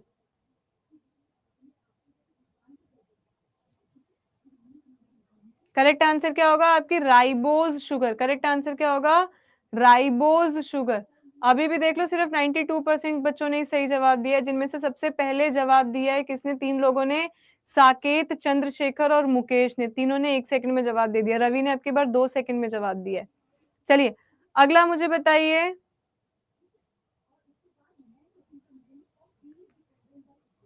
अगला मुझे बताएंगे कि एक्सेसिव, ध्यान से सुनेंगे, excessive presence of, excessive presence of sugar in the blood causes hypoglycaemia. Blood के अंदर अगर शुगर ज्यादा हो गई है तो उसे हाइपोग्लाइसीमिया कहा जाता है। ब्लड के अंदर अगर शुगर ज्यादा हो गई है तो उसे हाइपोग्लाइसीमिया कहते हैं। ब्लड के अंदर अगर शुगर ज्यादा हो गई है तो उसे हाइपोग्लाइसीमिया कहा जाएगा। क्या हो जाएगा इसका करेक्ट आंसर? फॉल्स, उसे हाइपोग्लाइसीमिया नहीं कहते। जब ज्यादा हो जाती है तो उसे डायबिटीज कहा जाता है। डेफिशिएंसी को हाइपोग्लाइसीमिया कहते हो, ठीक है, डेफिशिएंसी को हाइपोग्लाइसीमिया कहते हैं। तो ये इतना आपका मोनोसेक्राइड से था। इसके बाद हम अपना डाइसेक्राइड और सारा कार्बोहाइड्रेट कंप्लीट करेंगे। 5 मिनट का ब्रेक दे रही हूँ, 12:20 हो रहे हैं, 12:25 पे वापस से कंटिन्यू करेंगे, ठीक है। 5 मिनट का ब्रेक है, तब तक नोट भी कर लीजिए और कुछ खा पी के भी आ जाइए।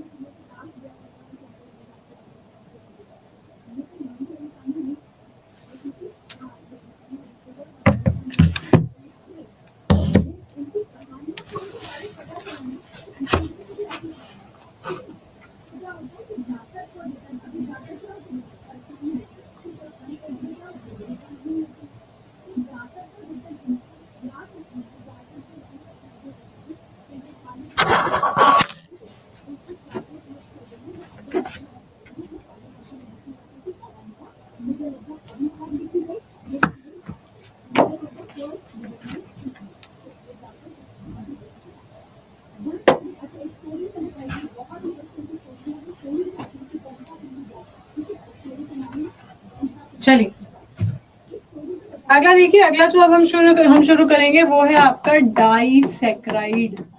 अगला क्या है आपका? अगला है आपका डाइसैक्राइड। तो डाइसैक्राइड के अंदर आप देख सकते हैं, डाइसैक्राइड के अंदर मैंने आप लोगों को बताया था हमें 3 शुगर पढ़नी होती हैं। वो 3 शुगर आप लोगों की कौन कौन सी है? एक तो है आपकी सुक्रोज, दूसरी जो आप लोगों को पढ़नी है वो है आपकी लैक्टोज, ठीक है, और तीसरी जो आपको पढ़नी है वो है आपकी कौन सी? माल्टोज। अब सबसे पहले अगर सुक्रोज की बात की जाए तो आप आम तौर पे अपने डेली लाइफ के अंदर जो आप चीनी खाते हैं, डेली लाइफ के अंदर जो आप अपनी चीनी खाते हैं, जो आप चाय के अंदर डालते हैं, जो आप शिकंजी के अंदर डालते हैं, जो आप शरबत के अंदर डालते हैं, जो आप घर में चीनी खाते हो, घर में जो आप चीनी खाते हैं, उस घर की चीनी के अंदर, उस घर की चीनी के अंदर क्या होता है? उस घर के अंदर चीनी के अंदर यही आपकी सुक्रोज होती है। और जैसा कि मैंने आपको बताया कि ये सुक्रोज क्या है? ये डाइसैक्राइड है, यानी कि इसके अंदर जो कार्ब शुगर है वो हमेशा कैसी मिलती है? वो हमेशा एक जोड़े में मिलती है। तो अगर आप इस सुक्रोज को देखेंगे, अगर आप इस सुक्रोज को देखेंगे तो ये सुक्रोज भी हमेशा आपको जोड़े में दिखाई देगी। अब अगर आप इस जोड़े को माइक्रोस्कोप के नीचे देखोगे ना, अब अगर आप इस सुक्रोज को अगर आप माइक्रोस्कोप के नीचे देखते हैं तो आपको दिखाई देगा कि इस सुक्रोज के अंदर क्या है? इस सुक्रोज के अंदर एक मॉलिक्यूल तो किसका है? एक ग्लूकोज का है, और एक किसका है? एक गैलेक्टोज का है। यानी कि अगर कोई पूछता, सॉरी, एक आपकी जो ये सुक्रोज है इसके अंदर एक किसका है? इसके अंदर आपका एक क्या है? एक तो ग्लूकोज है और एक फ्रक्टोज है। गैलेक्टोज तो मिल्क के अंदर था ना।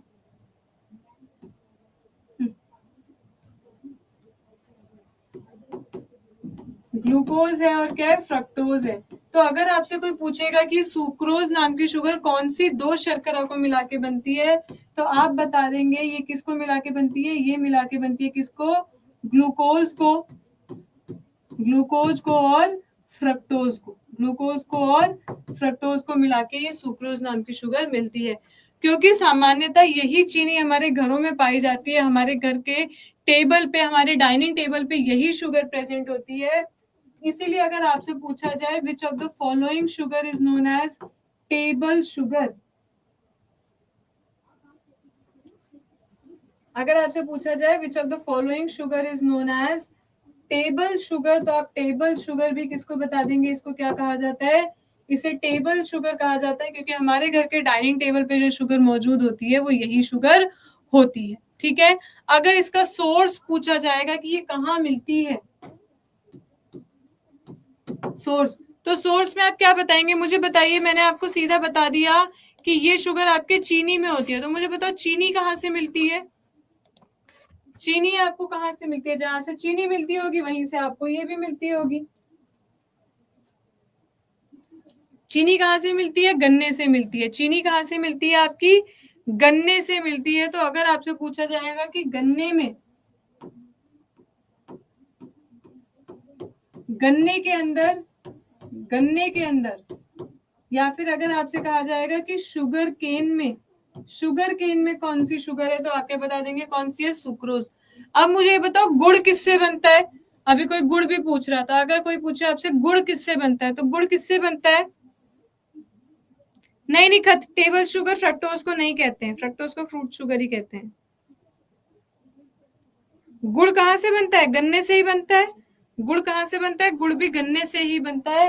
तो अगर पूछा जाएगा गुड़ में, गुड़ को हिंदी में, इंग्लिश में कहा जाता है जैगरी, अगर कहा जाएगा गुड़ के अंदर क्या है, तो भी आप क्या बता देंगे? आप बता देंगे सुक्रोज है। बीट शुगर, यानी कि जो आपका चुकंदर होता है, चुकंदर जो है, जो आपका बीट रूट है, चुकंदर के अंदर चुकंदर की जो मिठास है वो भी किसकी वजह से होती है? वो भी सुक्रोज की वजह से होती है। और क्योंकि शुगर केन के अंदर यही शुगर पाई जाती है, इसीलिए सुक्रोज को, इसीलिए सुक्रोज को केन शुगर भी कहते हैं। इसको और क्या नाम दिया जाता है? इसे कहा जाता है केन शुगर।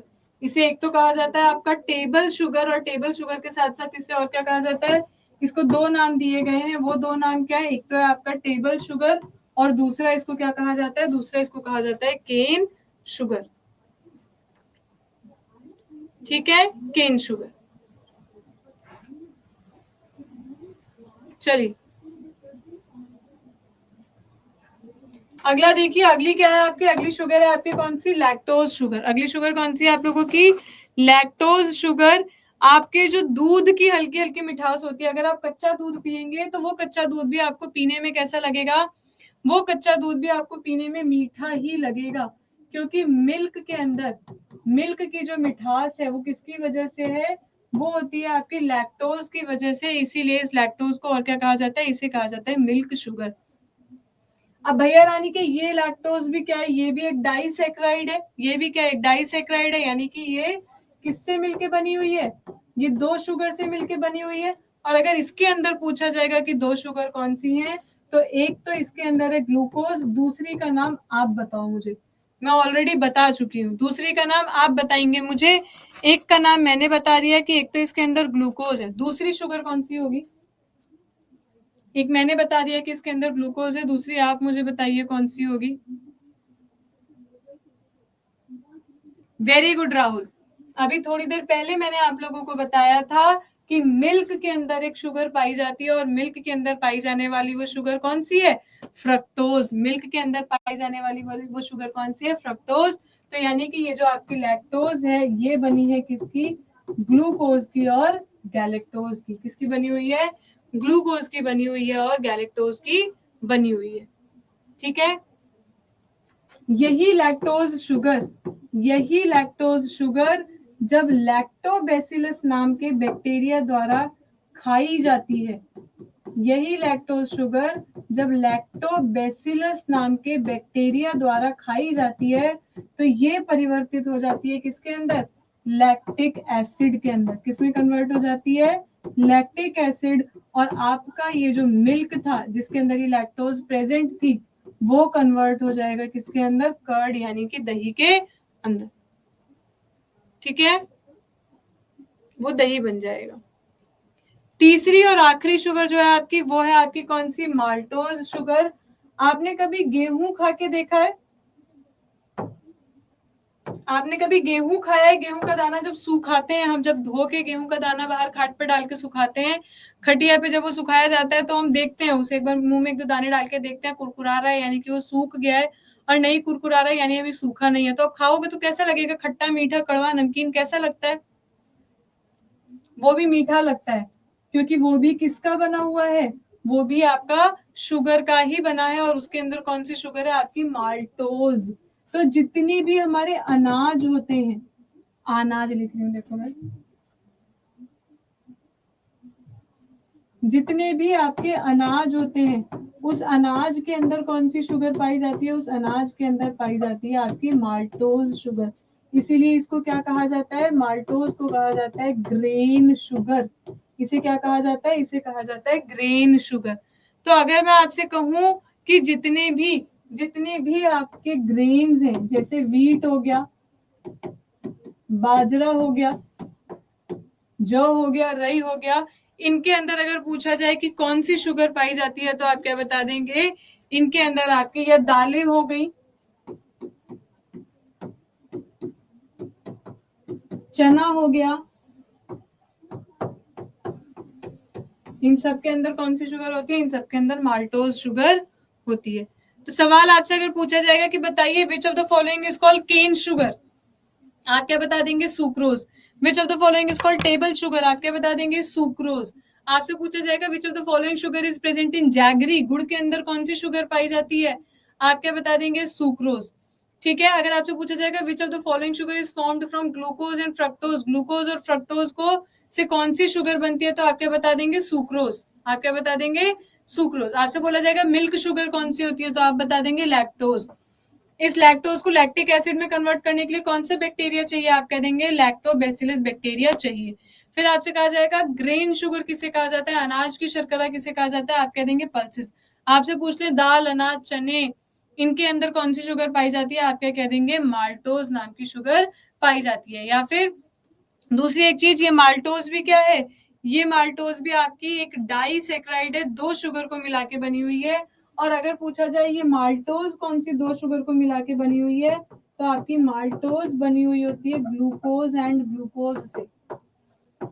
दो ग्लूकोज को एक साथ जोड़ दोगे तो माल्टोज बन जाएगी, दो ग्लूकोज को एक साथ जोड़ देंगे तो क्या बन जाएगी, माल्टोज बन जाएगी।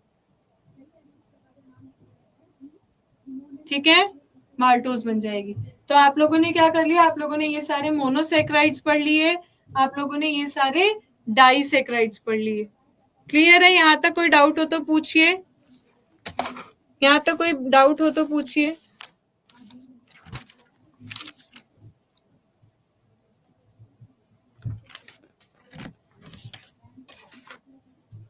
चलिए अगली क्या है आपकी, अगली है आपकी ओलिगोफ्रक्टोसैकेराइड। अगली क्या है आपकी, ओलिगोफ्रक्टोसैकेराइड। कहां गई ये रही ओलिगोफ्रक्टोसैकेराइड। अगर आप लोगों से पूछा जाता है कि बताइए अनियन के अंदर, प्याज के अंदर, कभी ये चीज सुनी है? ये लड़कियों ने ज्यादा सुना होगा। अगर कभी कोई सब्जी ज्यादा हो जाती है, या मम्मी अगर कभी आप लोग को छौंक वोंक काटने को दे और आप उसमें बहुत सारी प्याज अगर काट लो ना, तो मम्मी से कहती थी अरे इतनी सारी प्याज डाल दी, मीठी मीठी हो जाएगी सब्जी। ऐसा कभी सुना है कि कभी अगर छौंक में ज्यादा प्याज काट दो या कभी सब्जी के लिए ज्यादा प्याज काट दो तो मम्मी ऐसे कहती हैं कि इतनी ज्यादा प्याज क्यों काट दी, इससे तो सब्जी मीठी हो जाएगी।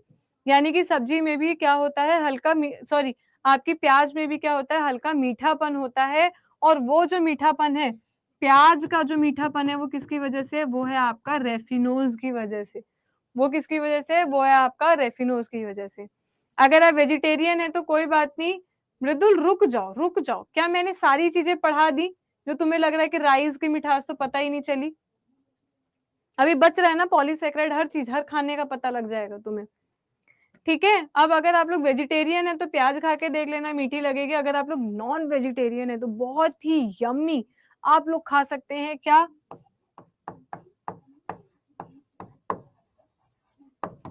चींटी यानी कि आंट, वो भी आपको खाने में ठीक है, वो भी आपको खाने में कैसी लगेगी अमनराज, वो प्याज तीखी नहीं लगती है आपको, उसमें से एक जो पंजेंट स्मेल आती है उसको कहा जाता है, एक बहुत ही स्ट्रॉन्ग सी, बहुत ही कड़वी सी एक स्मेल आती है, वो सल्फर होता है, वो सल्फर होता है। खाते टाइम भी वो आपको मीठी लगेगी, महक कड़वी लगती है जिसकी वजह से वो कड़वापन आता है। ठीक है, पटना पूछ रही है मैम माल्टोज भी इंस्टेंट में आएगा क्या? नहीं, उतने जल्दी एनर्जी नहीं देगा जितने जल्दी ग्लूकोज देगा, क्योंकि माल्टोज को भी पहले टूटना होगा। वो जो दो ग्लूकोज जुड़े हुए हैं उसे टूटना होगा, और जब वो टूटेगा तब वो ब्लड में जाएगा। अब किसी भी चीज को तोड़ना है तो उसको एनर्जी देनी होगी, एक तो पहले से ही शरीर में एनर्जी नहीं है, और तुमने अगर डॉक्टर ने किसी को माल्टोज दे दिया तो फिर उसके लिए काम बढ़ा दिया कि भैया पहले तो तुम इसको तोड़ो और तब ये तुम्हारे ब्लड में जाएगा। ठीक है, जो आंखों में लगता है प्रमोद वो सल्फर होता है, वो सल्फर होता है। आंखों में जो आंसू आते हैं वो प्याज काटने पे उसमें से सल्फर गैस रिलीज होती है, उसकी वजह से आते हैं। ठीक है, चलिए, तो ये हो गई आपके ओलिगोसैकेराइड में। आपको बस इतना ही याद रखना है, बहुत से टीचर्स तो बताते भी नहीं है कि ओलिगोसैकेराइड होते भी हैं। अगला क्या है आपका, अगला है आपका फिर पॉलीसैकेराइड। अगला क्या है आपका, पॉलीसैकेराइड।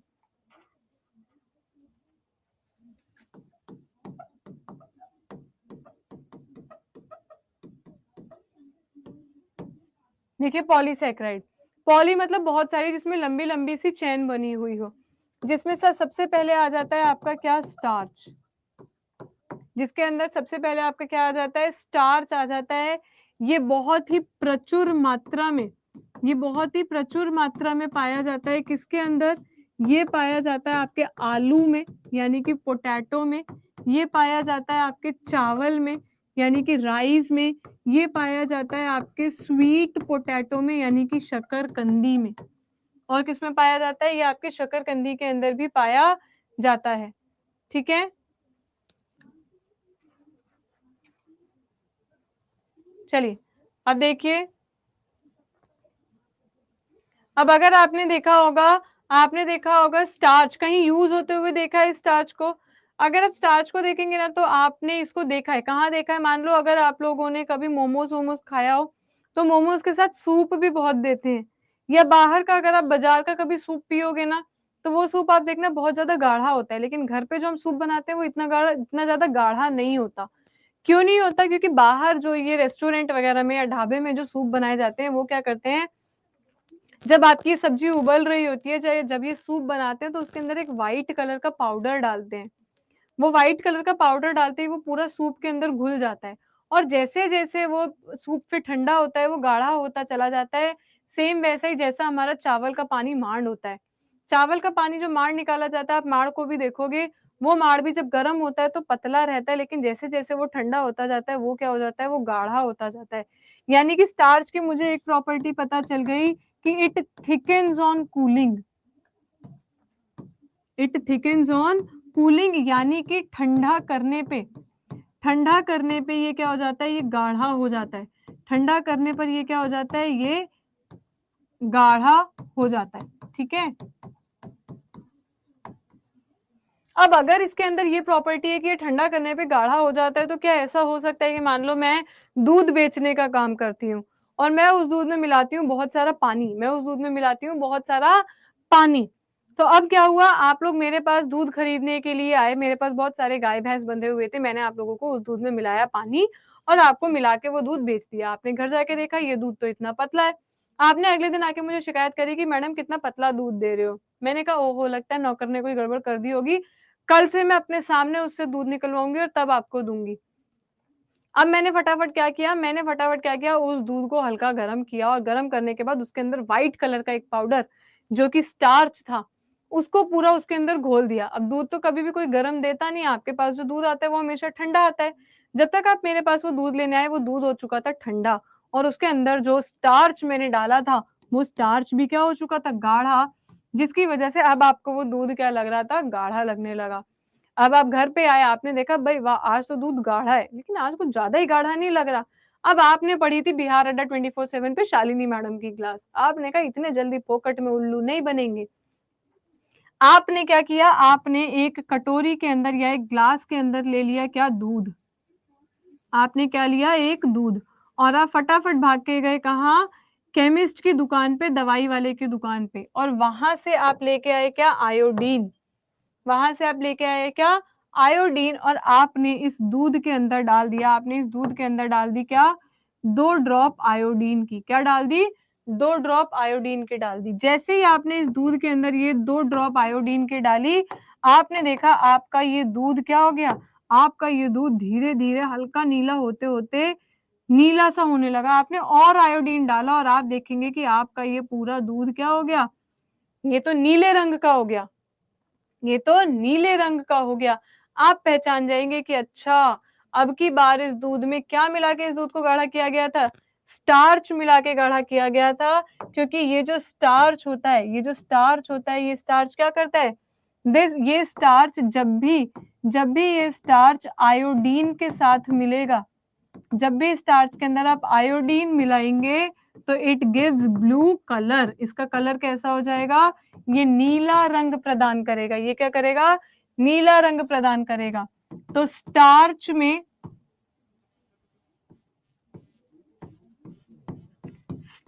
में आयोडीन मिलाने से, स्टार्च में आयोडीन मिलाने पर वह कैसा रंग देता है, आयोडीन मिलाने पर वह नीला रंग देता है। कैसा कलर देता है, नीला रंग देता है। ठीक है, तो अगर आपसे पूछा जाए कि अगर मैं चावल के अंदर स्टार्च मिला दूं तो उसमें कौन सा रंग आएगा, ब्लू, ग्रीन, येलो, रेड, तो आप बता देंगे कौन सा आएगा, ब्लू कलर आएगा। ठीक है, इस स्टार्च को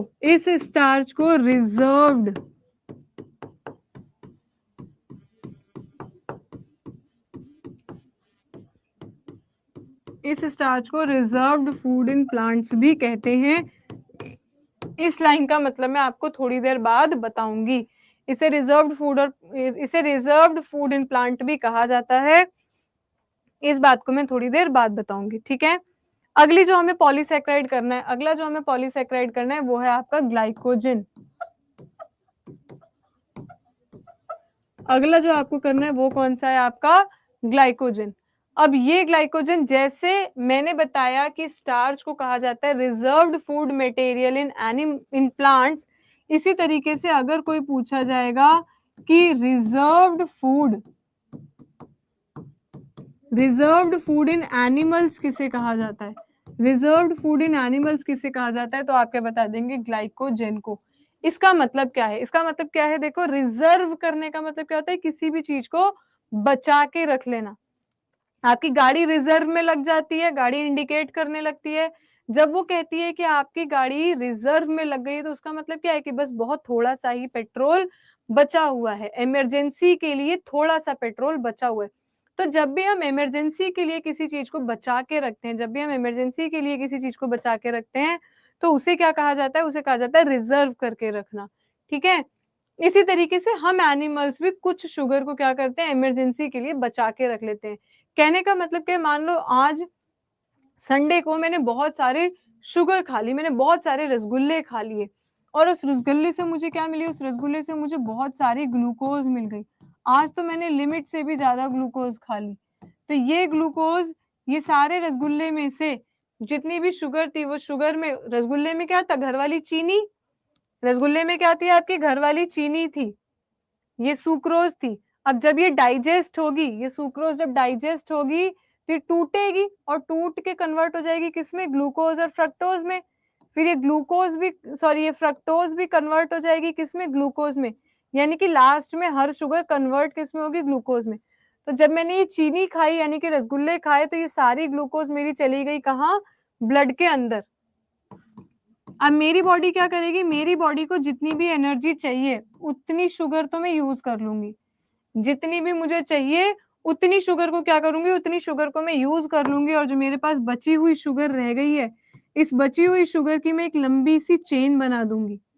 अब लंबी चेन का मतलब आप समझते हैं कि ये जो मोनोसेक्राइड थी, ये जो मोनोसेक्राइड थे, मैंने इसको कन्वर्ट कर दिया किसमें? पॉलीसेक्राइड में। और इस पॉलीसेक्राइड का नाम क्या है? इस पॉलीसेक्राइड का नाम है ग्लाइकोजेन। इस पॉलीसेक्राइड का नाम क्या है? ग्लाइकोजेन। और ये सारा ग्लाइकोजेन जाके स्टोर हो जाएगा किसके अंदर? लिवर के अंदर, यकृत के अंदर। और इस ग्लूकोज से ग्लाइकोजेन बनाने के लिए मुझे एक हार्मोन की जरूरत थी, और उस हार्मोन का नाम था इंसुलिन हार्मोन, जो कि आपका पेनक्रियाज में बनता है। जो कि कहाँ बनता है? आपका फॉर्म्ड इन पेनक्रियाज, जो कि आपका अग्नाशय में बनता है।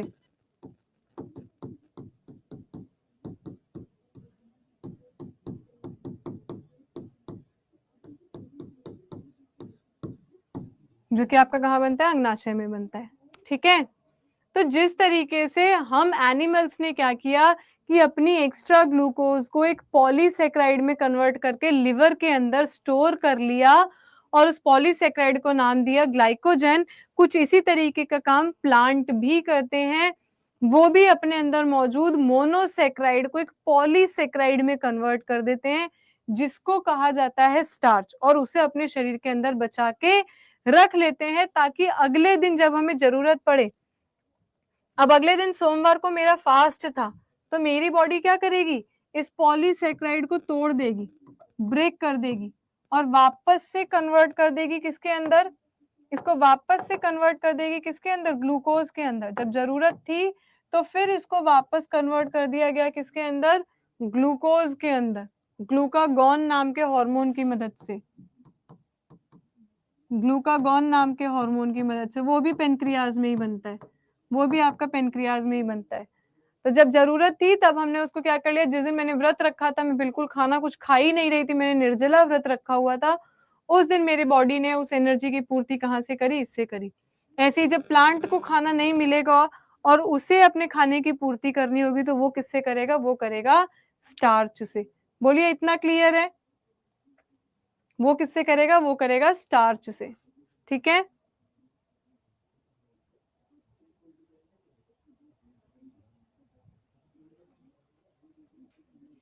चलो, अगली जो शुगर है वो है आपकी सेल्यूलोज। अगली शुगर जो है आपकी पॉलीसेक्राइड जो है वो है कौन सा? आपका सेल्यूलोज। ये शुगर सिर्फ और सिर्फ प्लांट्स में होती है। ये शुगर सिर्फ और सिर्फ प्लांट के अंदर उपस्थित होती है, जानवरों के अंदर ये नहीं पाई जाती है। और उसका कारण क्या है? उसका कारण है कोशिका भित्ति। उसका कारण क्या है? कोशिका भित्ति। क्योंकि ये सेल्यूलोज कहाँ प्रेजेंट होती है? ये प्रेजेंट होती है सेल वॉल के अंदर। ये कहाँ उपस्थित होती है? ये उपस्थित होती है कोशिका भित्ति में। ये कहाँ उपस्थित है? ये है कोशिका भित्ति में। ठीक है। अब प्लांट के अंदर तो कोशिका भित्ति होती है, जानवरों में कोशिका भित्ति होती नहीं है। ठीक है। हाँ मनराज, फैट इसी में आएगा, ये हम शाम को 5 से 6 में पढ़ेंगे। आज पीरियोडिक टेबल नहीं करेंगे, बायोमोलिक्यूल पूरा कर लेंगे, ताकि कल फिर आपको अगली क्लास में वो करवा दूं मैं, डाइजेस्टिव सिस्टम। ठीक है, अगली क्लास में डाइजेस्टिव सिस्टम करवा दूं। चलिए, तो क्या होगा आपका, ये किसके अंदर प्रेजेंट है? क्योंकि ये सिर्फ प्लांट के अंदर होती है, जानवरों के अंदर नहीं होती है। क्योंकि ये सिर्फ प्लांट के अंदर होती है, जानवरों के अंदर नहीं होती है, इसीलिए इस सेल्यूलोज को क्या कहा जाता है? इसे कहा जाता है प्लांट शुगर। इसे आप क्या कहते हैं? इसे कहा जाता है प्लांट शुगर, यानी कि वनस्पति शर्करा। इसे क्या कहा जाता है? इसे कहा जाता है वनस्पति शर्करा। ठीक है।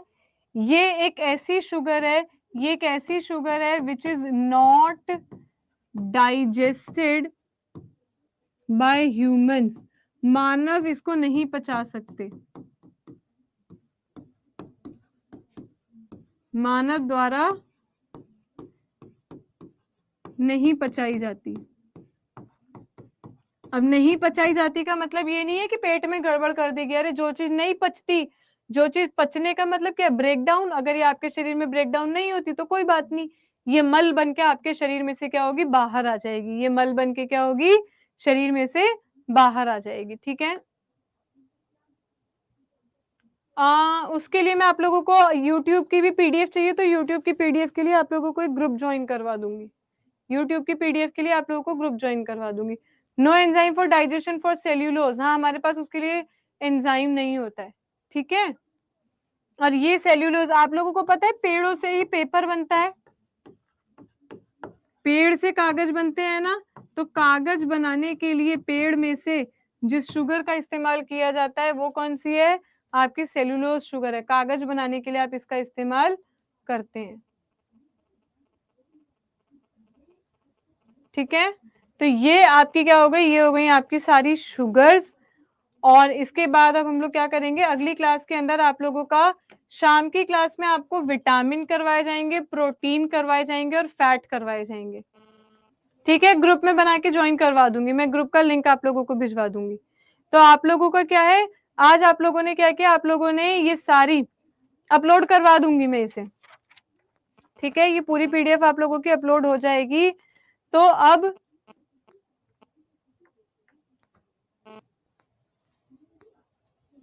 तो ये सारा क्या था? ये सारा आपका क्या था? ये आपके कार्बोहाइड्रेट्स थे। देखो, इस पे इतना टाइम इसलिए इन्वेस्ट कर रही हूँ क्योंकि डाइजेस्टिव सिस्टम आपको अच्छे से समझ में आना चाहिए। तो डाइजेस्टिव सिस्टम करवाने के लिए आप लोगों को ये क्लास करवाई गई है। दिमाग तेज करने वाला विटामिन बताइएगा। हाँ जरूर बताऊंगी अविनाश, जरूर बताऊंगी।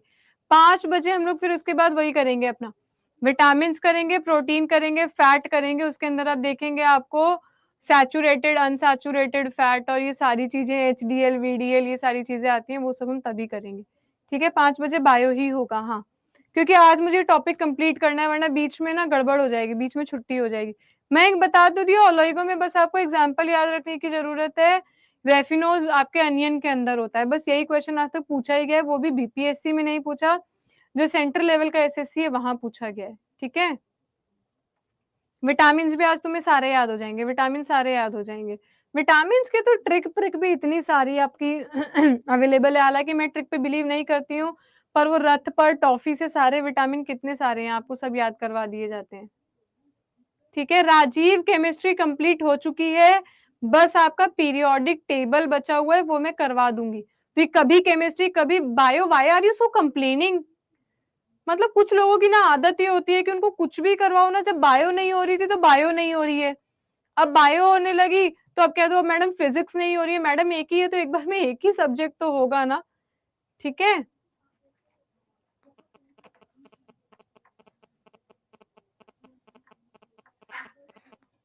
तो शाम की क्लास के अंदर हम लोग बाकी चीज करेंगे। ठीक है।